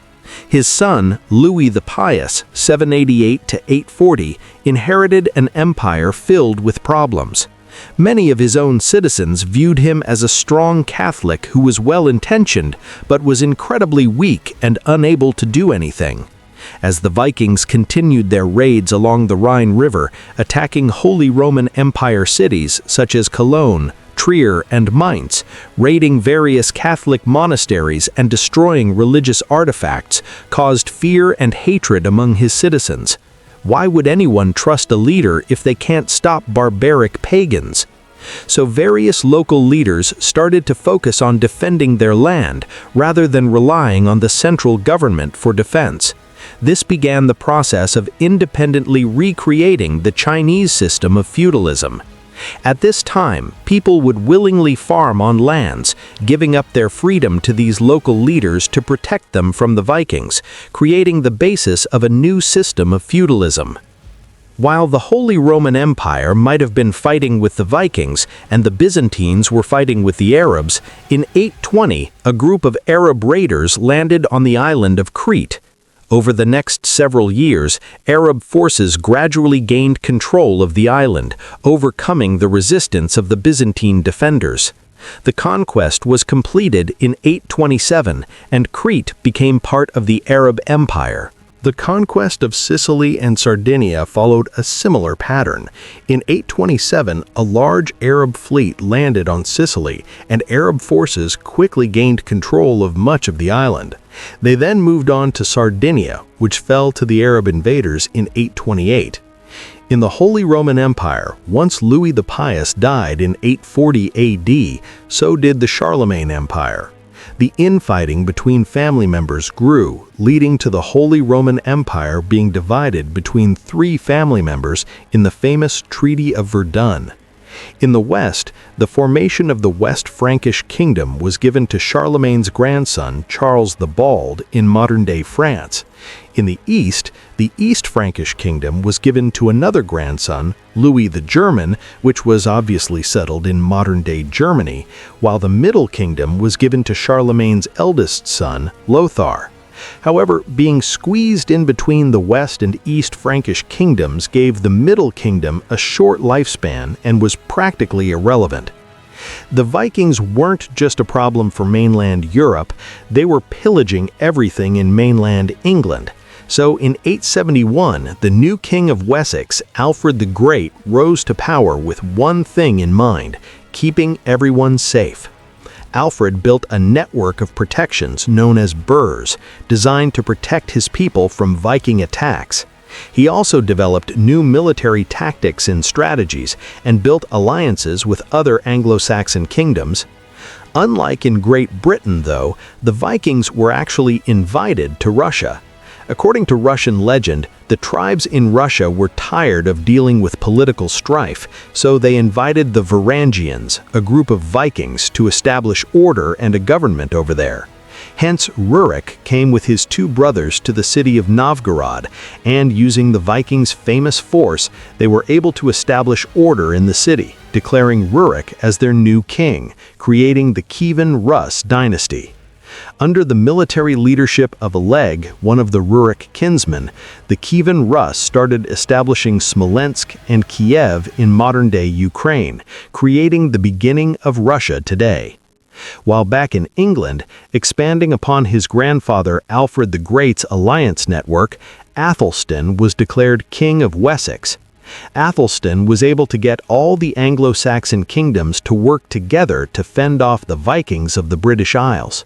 He was declared to be the first king of England due to his ability to navigate alliances and keep everyone safe, beginning one of the longest monarchies in human history.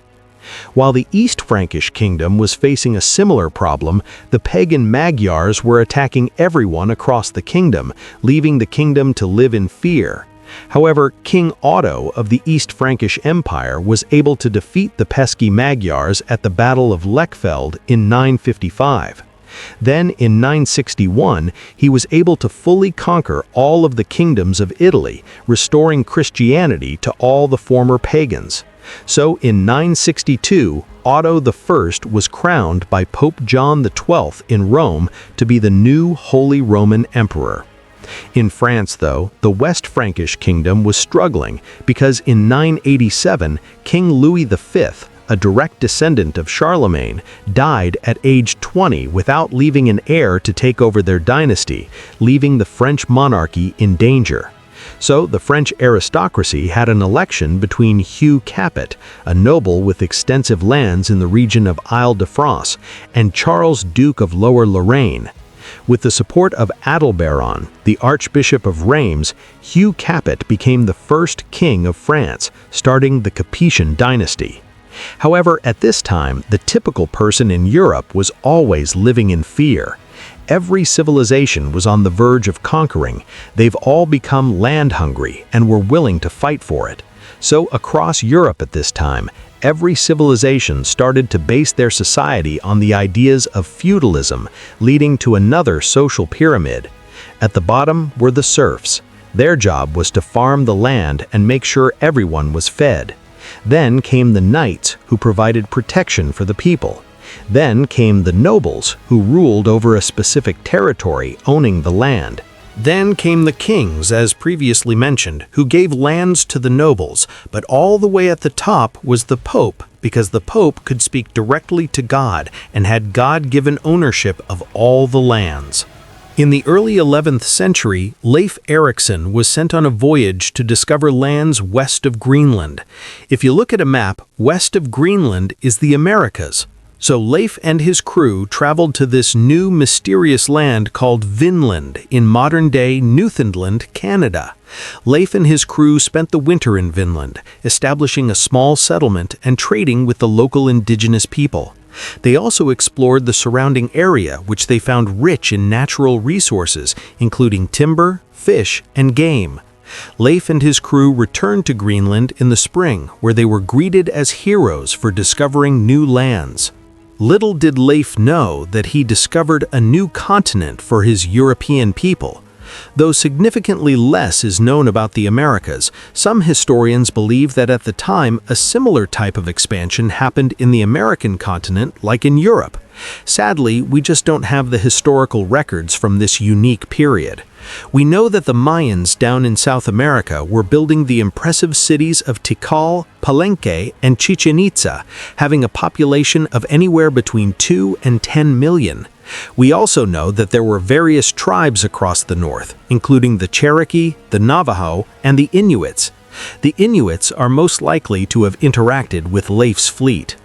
While back in Europe, in the holy city of Jerusalem lay the very famous church, the Church of the Holy Sepulchre. According to Christian belief, this church was built on the day Jesus was crucified and resurrected. However, in 1009 AD, Arab Caliph al-Hakim ordered the destruction of this sacred holy site. All of the sacred sites were destroyed, leaving them completely destroyed. When the news reached Europe, Christians were horrified. Pope Sergius IV sent a circular letter to all churches calling for a holy fight in the Middle East and the expulsion of Muslims from the Holy Land. But yet, the Arabs of the Abbasid Caliphate would actually be pushed out of Jerusalem by another group, the Seljuk Turks, a Central Asian Turkish people of the Muslim faith who were beginning to grow their empire. In 1055, they took over the Abbasid Caliphate capital city of Baghdad. The Seljuk Turks initially respected the Caliph, but the Seljuks took over the city over time. In 1076, they captured Medina, followed the next year by the capturing of Mecca, the holiest city in Islam. Due to this, the Muslim world wasn't ready for Pope Urban II at the Council of Clermont in 1095 to call upon all Christians to take up arms and liberate the Holy Land from Muslim rule. The Pope promised spiritual rewards and forgiveness of sins to those who joined the crusade, and many knights, nobles, and peasants were inspired to take up the cause. Many European nobles, such as Godfrey of Bouillon, Raymond of Toulouse, Bohemond of Toronto, and Robert of Flanders, brought their armies from Europe on their journey to Jerusalem. While the Christians were united, the Muslims were divided and unable to put up a strong defense against the Crusaders. So the Christians took over the county of Edessa in 1098 and finally the holy city of Jerusalem in 1099. However, the crusade wasn't done. In 1144, the Muslim forces led by Turkish ruler Imad ed-Din Zengi launched a siege against Edessa. The city was poorly defended, and the Crusaders could not resist the Muslim forces for long. After a siege of several weeks, the city was breached, and the Muslim forces overran the city, killing or enslaving much of the population. But the Christians weren't happy with that. So in 1147, the massive armies of Europe came back with attempts to free Edessa. The Crusaders faced significant logistical challenges, including shortages of food and supplies. They were also plagued by infighting and political rivalries, which caused the campaign to be in ruin after the disastrous loss of the Battle of Inab in 1149, which resulted in the capture of King Louis VII and the loss of much of the Crusader army. While the Christians and Muslims were fighting, the Hindus in the Khmer Empire under King Suryavarman II built a fantastic temple for the Hindu god Vishnu called the Angkor Wat. Vishnu is an important god in Hinduism, known as the preserver and protector of the universe. He has 10 incarnations, or avatars, and is often depicted as having blue skin and holding 4 objects. As you approach Angkor Wat, you are greeted by a massive moat and a grand entrance gate adorned with intricate carvings of mythological creatures and deities. The main temple rises like a towering mountain with intricate carvings and reliefs that tell the stories of Hindu mythology and the history of the Khmer Empire. The temple's galleries are lined with stunning bas reliefs depicting scenes of battles, ceremonies, and daily life in ancient Cambodia. At the heart of the complex is the central sanctuary, a massive pyramid-like structure surrounded by smaller temples and courtyards. The sanctuary is considered the most sacred part of the temple, adorned with intricately carved statues and images of Hindu gods and goddesses. It was an incredible feat of human cleverness. But yet in 1187, the Muslim commander from Egypt, Saladin, became fed up with the Christian rule of Jerusalem, so he declared a holy war across the Muslim world in order to reconquer Jerusalem from the Christians. The battle happened on a very hot day in the hills near the Sea of Galilee. Saladin's forces numbered around 20,000. The Crusaders had a much smaller force of around 12,000 knights, soldiers, and civilians under the well-named king, King Guy. The battle began with small fights between the two sides, but soon escalated into a full-scale battle. Saladin's forces were able to use their better cavalry to surround the Crusaders, who could not break through the Muslim lines. The heat and thirst soon took a toll on the Crusaders, who were weakened and disoriented. The Muslim forces took advantage of the situation and launched a fierce attack, breaking through the Crusader lines and capturing many knights. King Guy and a small group of knights were able to escape the battlefield, but the majority of the Crusader army was destroyed. The loss of the battle was a severe blow to the Christian forces in the region, and it paved the way for Saladin's conquest of Jerusalem. But the Christians weren't going to allow that, so guess what happened? Another crusade. This time, the 3 most powerful monarchs at the time, Emperor Frederick I of the Holy Roman Empire, King Richard I of England, and King Philip II of France, sent their best armies to reconquer the holy city of Jerusalem. However, all the force in the world couldn't retake Jerusalem from the grips of Saladin, leaving the Third Crusade to be a failure. Genghis was born to a mother kidnapped by his father and forced into marriage. Legend holds that he came into this world clutching a blood clot in his right hand. Before he turned 10, his father was poisoned to death by an enemy clan. Genghis's clan then deserted him, his mother, and his 6 siblings to avoid having to feed them. However, he soon began to make friends with the other clans throughout the Mongolian mountainside. By 1206, he had united all the various tribes, uniting 1 million people. For the time, Genghis was quite progressive. He made it illegal to sell and kidnap women, banned the idea of enslavement of any Mongol, and even allowed freedom of religion. When it came to war, though, Genghis was as barbaric as the next one. His first campaign was against the Xi kingdom in 1209. His army of mostly cavalrymen on horses quickly outnumbered and destroyed the kingdom. His next target was the Jin dynasty in China. From 1211 to 1214, the outnumbered Mongols destroyed the countryside, causing food shortages, resulting in the Jin army killing tens of thousands of their own peasants just so their elites could live. In 1214, the Mongols besieged the capital of Dadu, now Beijing, and burnt it to the ground. In the early 12th century, King John was facing increasing pressure from his barons, who were demanding greater rights and protections under the law. In response to their demands, John agreed to meet with the barons and negotiate a settlement. The result of these negotiations was the Magna Carta, a document that set out a series of rights and freedoms that the king could not violate. Among these rights were the right to a fair trial, the right to due process of law, and the right to be protected from arbitrary arrest and imprisonment. The Magna Carta also established the principle of habeas corpus, which required the government to produce a prisoner in court and provide a lawful reason for their detention. This principle has been a cornerstone of modern legal systems around the world. Then, in 1117, there was another crusade, this time led by King Andrew II of Hungary and Duke Leopold VI of Austria, with the same goal in mind, to take over Jerusalem. The Crusaders successfully captured the city of Damietta in 1219, but they could not advance further into Egypt. After a series of setbacks, including capture and imprisonment of many crusaders, the Christian forces were forced to abandon their campaign in Egypt. The Crusaders eventually agreed to a treaty with the Muslim forces, allowing them to leave Egypt unharmed but without achieving their ultimate goal. Genghis Khan wasn't done, though. In 1219, he went to war against the Khwarezmian Empire in present-day Turkmenistan, Uzbekistan, Afghanistan, and Iran.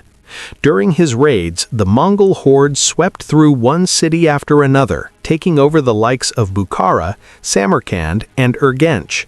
Skilled workers such as carpenters and jewelers were usually saved, while aristocrats and resisting soldiers were killed. Unskilled workers, meanwhile, were often used as human shields during the next assault. No one knows with any certainty how many people died during Genghis Khan's wars. In part, this is because the Mongols spread their vicious image as a way of spreading terror. At Genghis Khan's death, he controlled a massive territory from the Sea of Japan to the Caspian Sea.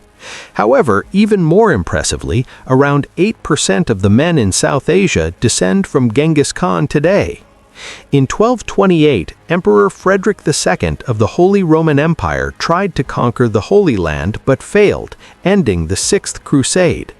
Of course, the Holy Roman Empire couldn't be the only one crusading. King Louis IX of France in 1248 decided to start the Seventh Crusade to retake Jerusalem, but he was taken prisoner by the Muslims and forced to pay a hefty ransom as he retreated. However, that didn't stop King Louis IX, because in 1270 he was at it again, trying to free Jerusalem from the grips of Muslim rule. But this time he died of dysentery. Once King Louis IX died, his troops retreated, creating the eighth and final time there was a crusade. In England, though, in 1295, England was making diplomatic progress. In a letter summoning Parliament, King Edward I wrote, "Since the most righteous law of the emperors ordains that what touches all should be approved by all, so it appears that common danger should be met by remedies agreed upon and common." As King Edward I would then request a tenth of the incomes of nobles and an 11th of the income of knights, creating one of the first parliaments we would see in the New Age. While down in Africa, a leader of amazing wealth, Mansa Musa, was gaining power.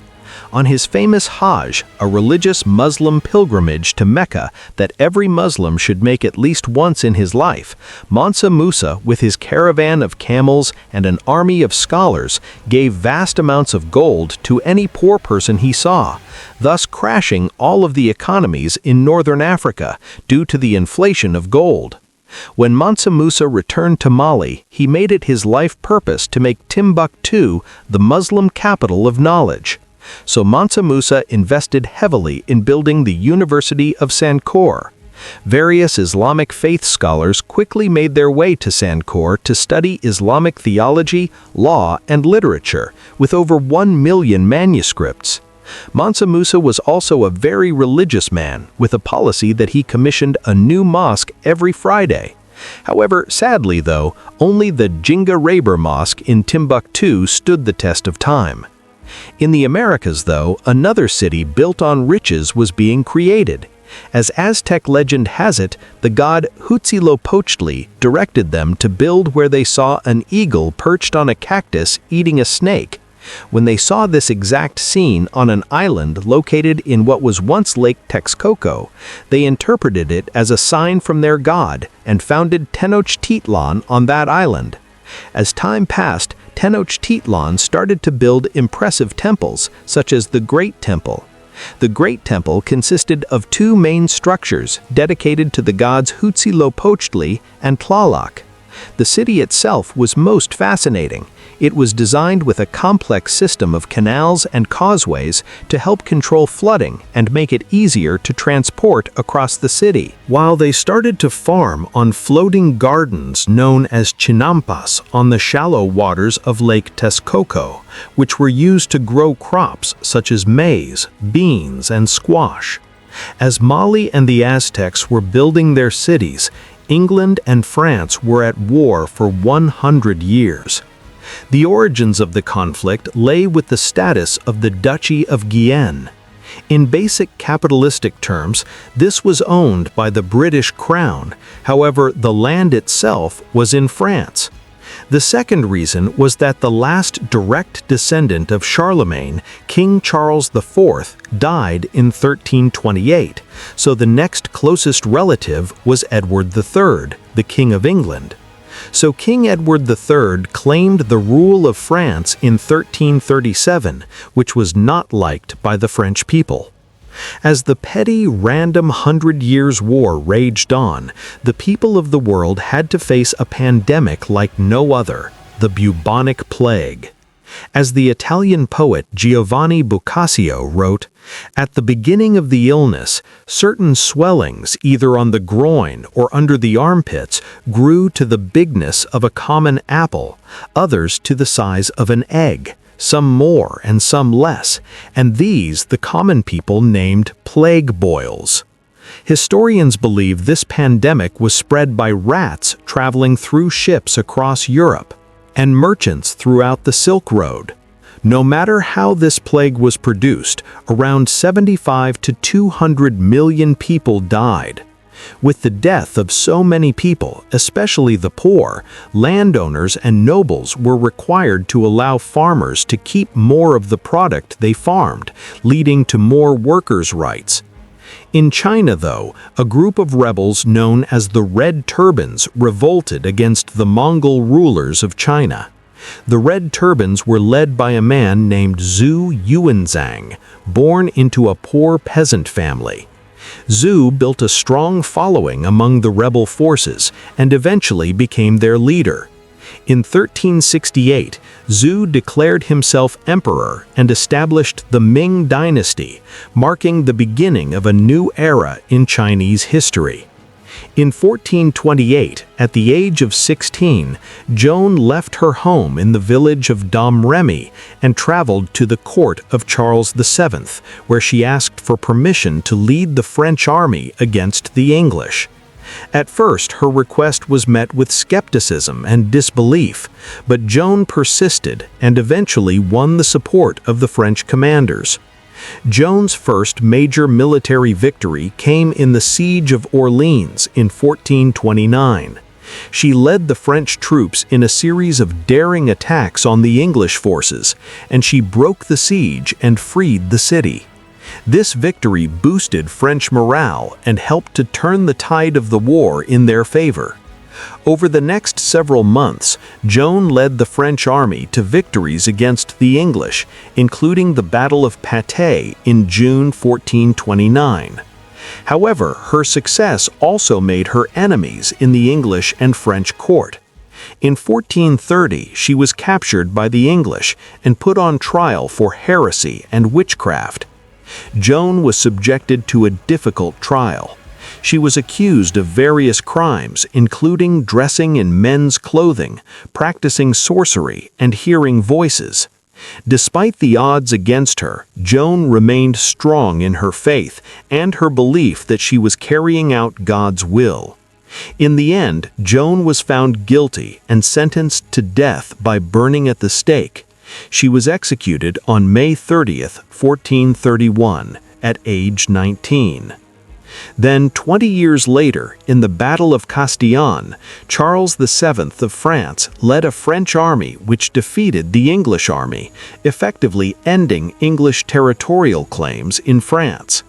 While back in the great city of Constantinople, the Byzantine Empire was declining, weakened by years of war, political instability, and economic turmoil.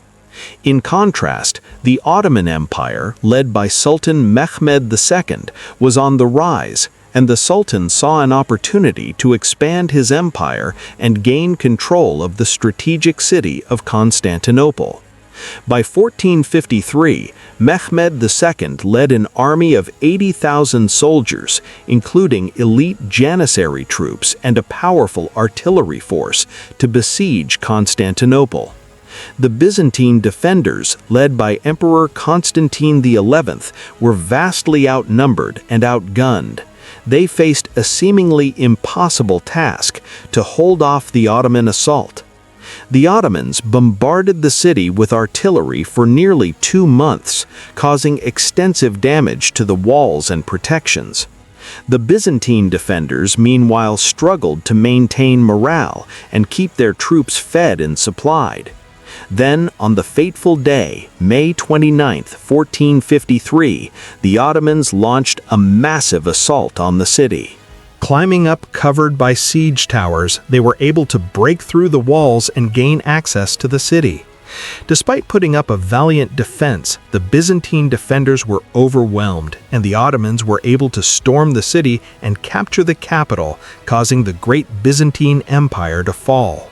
In 1453, all paths no longer led to Rome, and all traces back to the empire of Caesar were erased. It was replaced by the beginning of complete Ottoman domination in the region, ushering in a new era of Turkish power and influence in the Mediterranean. While the Byzantines might have been falling, the Russians were finally gaining their independence. At the time, the Mongol Empire was ruling over Russia, demanding that various Russian towns pay tribute or face the wrath of the Mongols. However, in 1472, Ivan the Great refused to pay such tribute. Over the next several years, he built up his military strength and was able to drive out the Mongol garrisons from various cities and towns throughout Russia.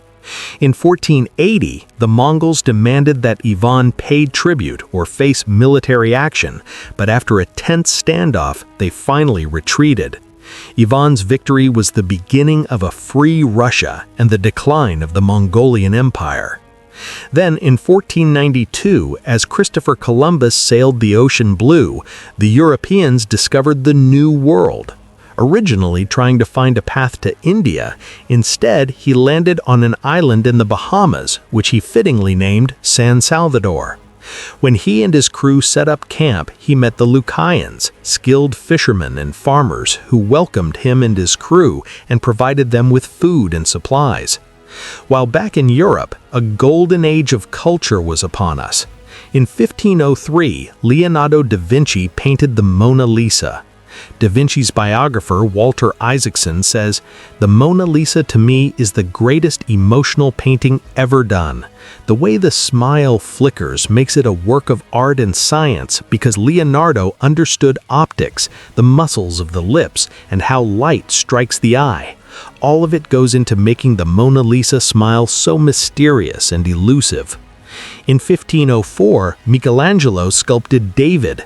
Michelangelo would say, "In every block of marble I see a statue as plain as though it stood before me, shaped perfectly in attitude and action. I have only to chip away the rough walls that imprisoned the lovely apparition to reveal it to the other eyes as mine see it." While in 1506, Michelangelo was painting the magnificent painting of the Sistine Chapel. While in the political world, Niccolò Machiavelli wrote one of, if not the most influential pieces of literature we have today. The Prince is a political book that comments on the past civilizations we've heard about in this video. Machiavelli writes, "It is much safer to be feared than loved, because love is preserved by the link of obligation, which, owing to the badness of men, is broken at every opportunity for their advantage. But fear preserves you by a dread of punishment, which never fails." Think about the ordinary farmer. Think about the man who spends generations of their life farming, giving heavy taxes to a noble lord for doing nothing except protecting them. Why won't the farmers rebel? It's because they're afraid of what would happen without their leaders. Without the elites, the Huns or the Mongols can come to your farm and destroy you on their own. So you live in fear of what might happen to you, leaving you to give your wheat to that leader. Martin Luther, though, didn't just report on the basics of human nature. Martin wanted to make a difference and was sick of the Catholic Church. At the time, the Catholic Church was selling indulgences, which were certificates that people could purchase to reduce the amount of time they would spend in purgatory after they died. Luther believed this practice was corrupt and went against the Bible's teachings, which emphasized the importance of repentance and faith over material wealth. In protest, he wrote a series of 95 theses or arguments challenging the Church's authority and calling for reform. On October 31, 1517, Luther nailed his 95 theses to the door of the castle church in Wittenberg, which was a common way of announcing a public debate or discussion. Luther's 95 Theses sparked a debate within the church and among European scholars and theologians. Some people agreed with his criticisms of the church, while others saw him as a heretic and a threat to the established order. The beginning of Protestantism was upon us.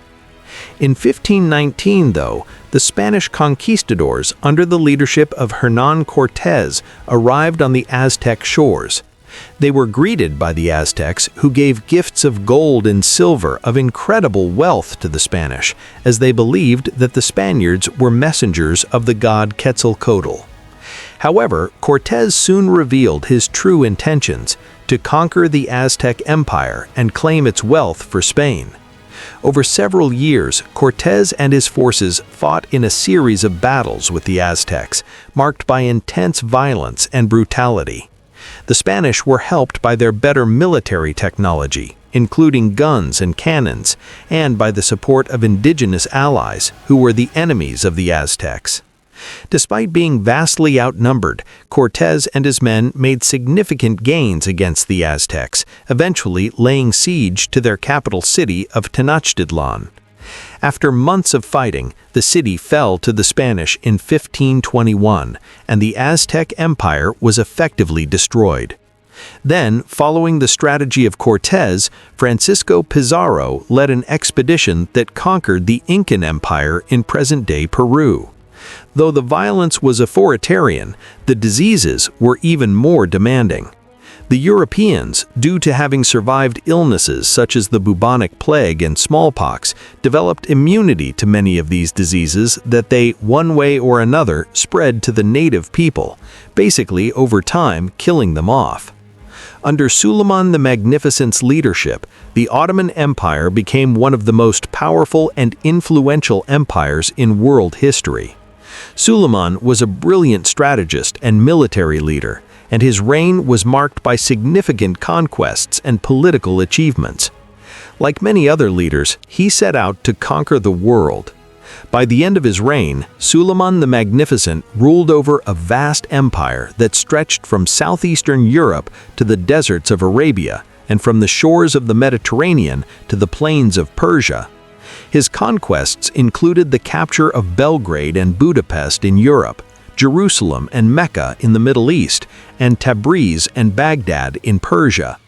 The Ottomans also became the dominant naval power in the Mediterranean, with control over North African cities such as Algiers and Tunisia, creating the dominant Ottoman civilization. But yet, all things fall when one is in love, and the murder-happy King Henry had fallen in love with Anne Boleyn and was desperate to marry her. However, Catherine of Aragon was still alive, and the Catholic Church did not recognize divorce. Henry's solution was to break away from the Catholic Church and establish the Church of England, with himself as the head. In 1534, Henry passed the Act of Supremacy, which declared that the king, not the Pope, was the supreme head of the Church of England, leaving the Catholic Church to be angry and excommunicate Henry VIII, leaving a schism between the Church of England and the Catholic Church, even today. Ivan the Terrible is now the ruler of Russia. In the early years of his reign, Ivan enjoyed significant success, launching military campaigns against neighboring kingdoms and expanding Russia's borders. He also oversaw public works, including St. Basil's Cathedral in Moscow. However, as Ivan grew older, he became increasingly paranoid and unstable. He launched a series of brutal purges and executions, targeting anyone he saw as threatening his power. He also had a volatile temper, lashing out at advisors and nobles who dared to question his decisions. In 1560, Ivan suffered a devastating personal loss when his beloved wife Anastasia died. This event seems to have triggered a significant psychological breakdown, and Ivan became increasingly unstable and violent.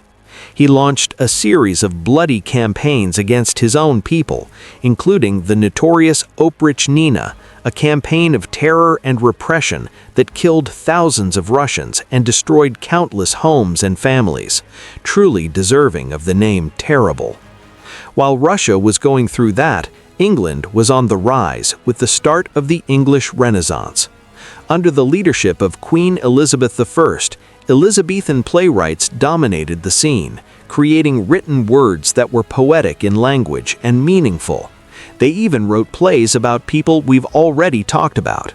William Shakespeare wrote many plays, including histories: Julius Caesar, which was about the assassination of Julius Caesar; King John, which was about the 100 Years' War; and Henry VIII was a play about showing human needs to gain power. Other notable playwrights who filled the scene were Christopher Marlowe, Ben Jonson, and John Webster. While on the other side of the world, the English colony of Jamestown was forming in Virginia under the Virginia Trading Company. Slightly up north, Samuel de Champlain was establishing the French colony of Quebec in Canada. While back in the Old World, they were having a new era of fighting, the 30 Years' War.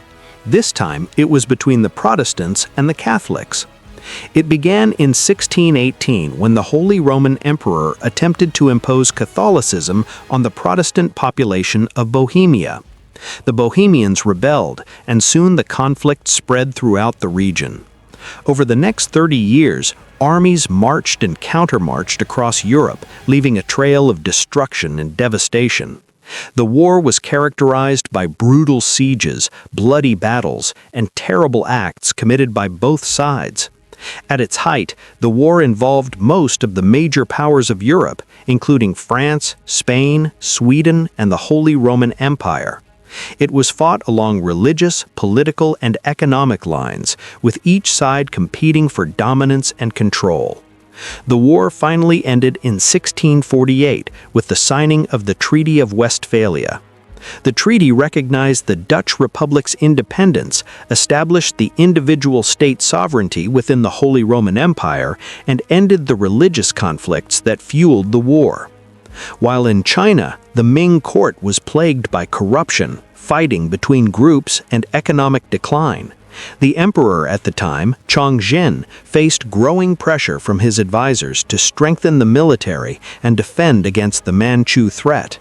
However, his efforts were hindered by infighting among officials and a lack of resources.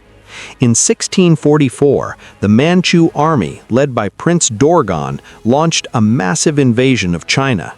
The Ming army, weakened by years of neglect and corruption, was no match for the highly disciplined and skilled Manchu forces.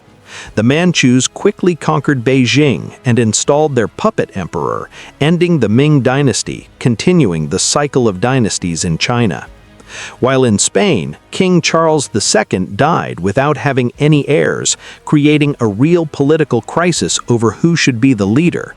King Louis XIV of France supported his grandson, Philip, as the rightful heir to the Spanish throne, hoping to secure French influence over Spain and its territories.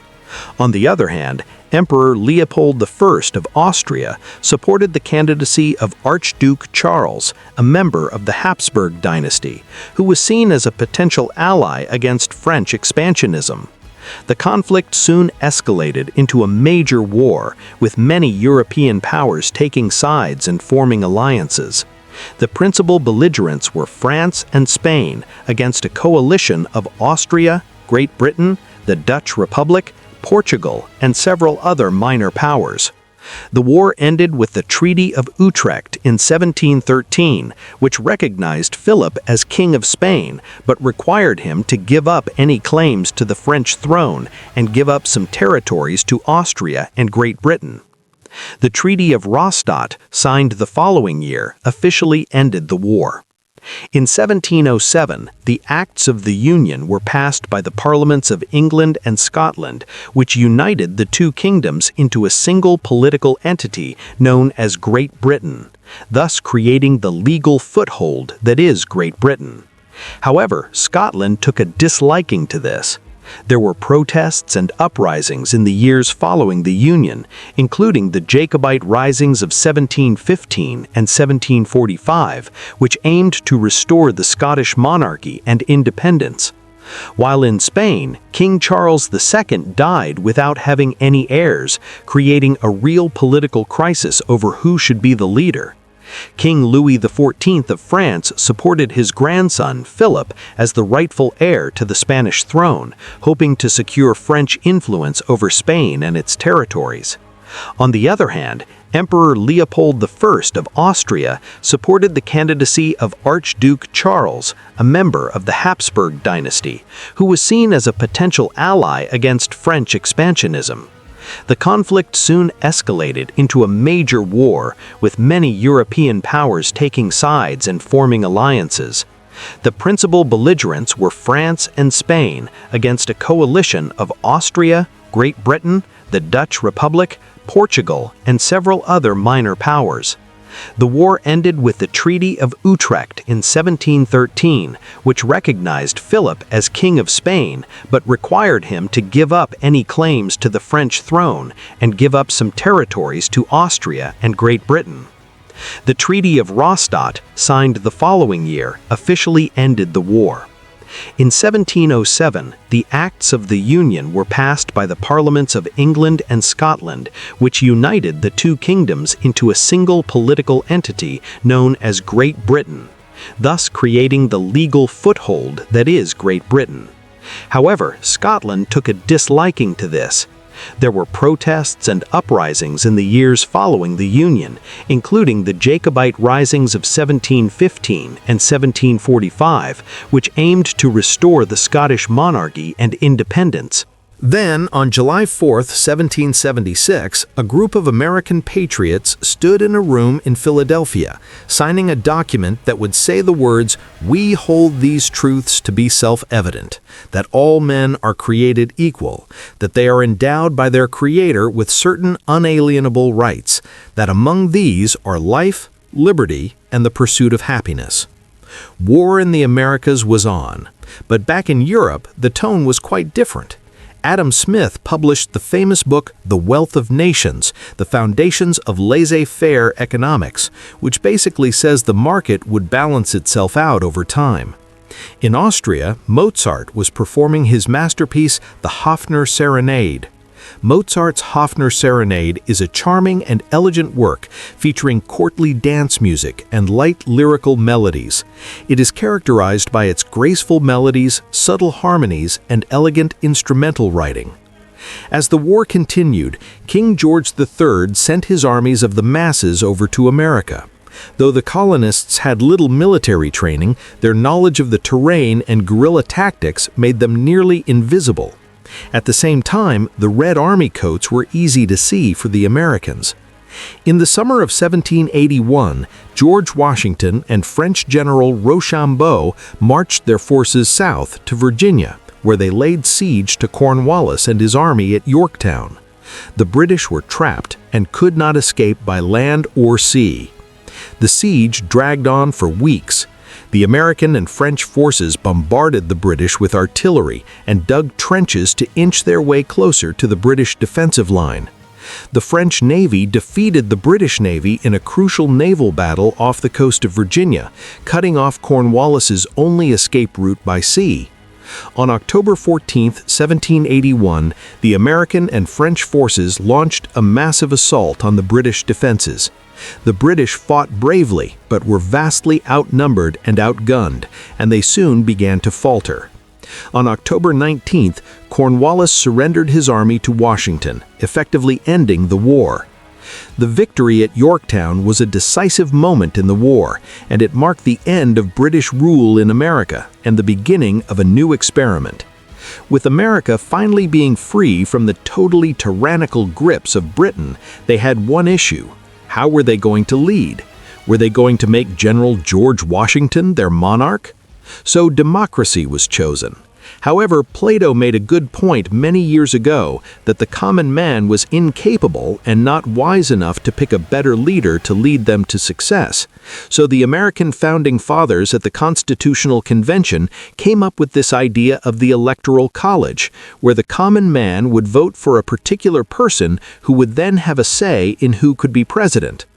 So instead of the president being directly voted on by the people, they would vote on elites who would then vote for the president directly. The French then noticed how well the American Revolution went. At the time, the French were ruled by King Louis XVI and his wife, Queen Marie Antoinette. As Queen Marie Antoinette told the peasants, "Let them eat cake," the people of France got together. They decided they wanted more say in how the country was run, and they formed a group called the National Assembly and started making new laws to give them more rights. One of the most famous events of the French Revolution was the storming of the Bastille. This was a prison that represented the king's power, and the people wanted to show that they were not afraid of him. They broke into the prison and freed the prisoners, which started a revolution throughout France. Many influential people lost their heads during the revolution, including King Louis XVI and his wife, Queen Marie Antoinette. The people were tired of being ruled by a king and queen who didn't care about them, and they wanted to create a new system where everyone would have a say. And the people of France voted in Maximilien Robespierre. In 1789, Robespierre was elected as a delegate to the Estates General, which was convened to address France's financial crisis. He quickly became a leading voice in the National Assembly, advocating for the ordinary people's rights and opposing the aristocracy's power. As the revolution continued, though, Robespierre became increasingly radical in his views, advocating for the execution of King Louis XVI and the establishment of a republic. He was elected to the powerful Committee of Public Safety in 1793, tasked with protecting the revolution and rooting out enemies of the state. Under Robespierre's leadership, the committee launched a period of intense repression known as the Reign of Terror. Thousands of people were arrested, tried, and executed for crimes against the revolution. Robespierre became known as a ruthless and uncompromising figure. However, Robespierre's power began to decrease as the people grew tired of the violence and the instability of the revolution. In 1794, he was arrested and imprisoned along with his closest allies. On July 28, 1794, Robespierre was taken to the guillotine and executed. The execution marked the end of the reign of terror and democracy for now in France.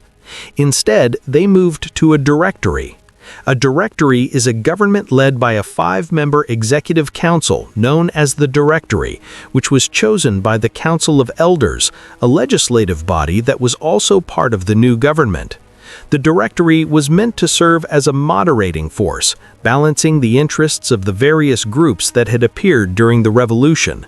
However, the Directory concept wasn't successful either, so General Napoleon Bonaparte decided to overthrow the government and begin his conquests to take over the world. So off Napoleon went to conquer much of Europe. In 1805, Napoleon defeated a combined Austro-Russian army at the Battle of Austerlitz, solidifying his position as one of Europe's most powerful leaders. He then conquered much of the continent, including Spain, Portugal, and the Netherlands. In 1812, Napoleon invaded Russia with a massive army, but the defeat proved disastrous, and his forces were destroyed by the harsh Russian winter. The defeat marked the beginning of Napoleon's downfall. In 1814, the European powers allied against Napoleon and invaded France, forcing him to give up his throne and go into exile on the Isle of Elba. However, he returned to France in 1815 in what became known as the 100 Days and briefly regained power before being defeated by the British and Prussian armies at the Battle of Waterloo. While back in the Americas, Bolivar was on his military campaigns to free Latin American countries from the grasp of Spanish colonial rule. Bolivar began his military campaigns in Venezuela in 1810, where he led a successful uprising against the Spanish colonial authorities. He then moved on to Colombia, where he won a series of important victories against the Spanish, including the Battle of Boyacá in 1819, which secured the independence of Colombia. Bolivar then turned his attention to Ecuador and Peru, where he won a series of decisive battles that helped secure both countries' independence. He captured the city of Lima in 1824, effectively ending Spanish control of Peru. Bolivar's final military campaign was in Bolivia, where he led the fight for independence against the Spanish. In 1825, Bolivia was named in honor of Bolivar, who played a critical role in its liberation. In 1848, two men had an idea that would spark debate worldwide. Karl Marx and Friedrich Engels wrote the book called The Communist Manifesto, which is a book about the idea of communism, where instead of a capitalistic system where the nobles or bourgeoisie own everything, and the workers and proletariat work for slave wages, instead, what if the proletariat owned the means of production and all work together? As Marx and Engels would write, let the ruling classes tremble at a communistic revolution. The proletarians would have nothing to lose but their chains, and they have a world to win. They would also write, the need for a constantly expanding market for its products chases the bourgeoisie over the whole surface of the globe. It must nestle everywhere, settle everywhere, establish connections everywhere. Right after the writing of the Communist Manifesto began a period in Europe known as the Scramble for Africa.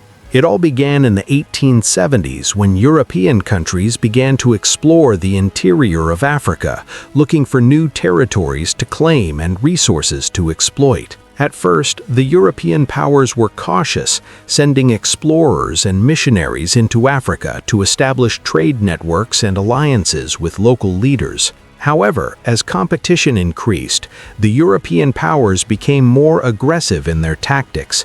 They used military force to establish colonies and protectorates, and they engaged in diplomatic maneuvering and propaganda campaigns to gain the support of local populations. One of the most ruthless tactics the European powers used was dividing Africa into artificial borders and creating new ethnic and linguistic divisions. This created tensions and conflicts between different African groups, which the Europeans used to their advantage, creating a European stronghold over the continent of Africa to increase their profits.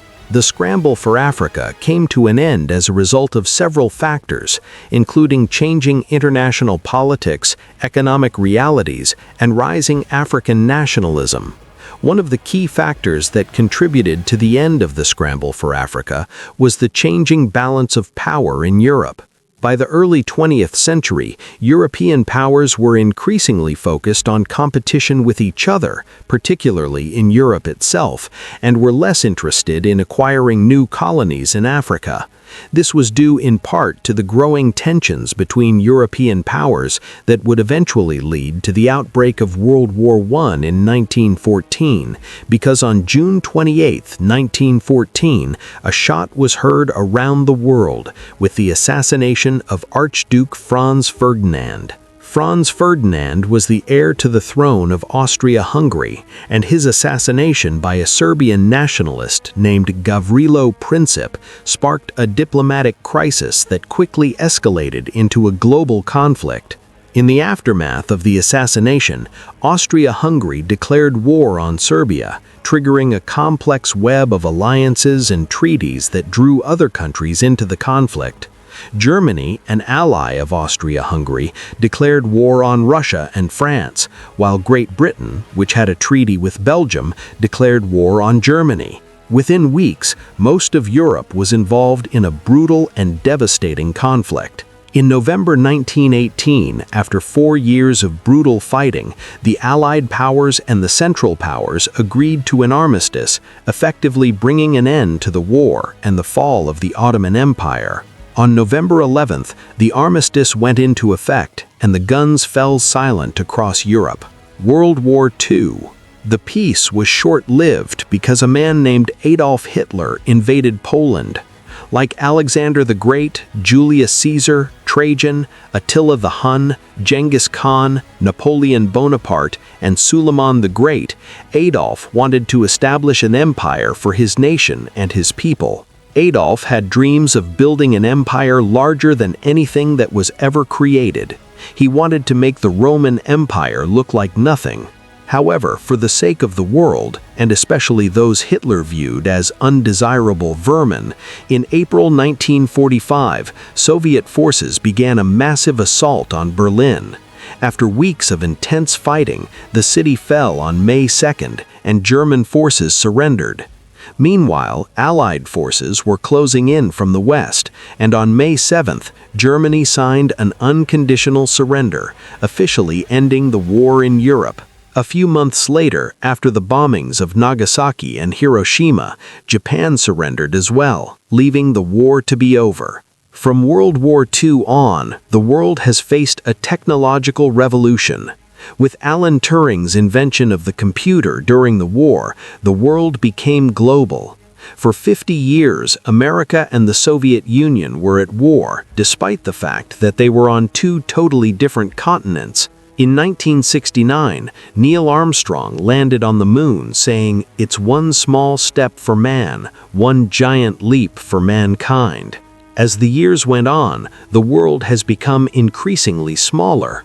Computers have become more affordable. Cell phones changed the way we communicated with one another.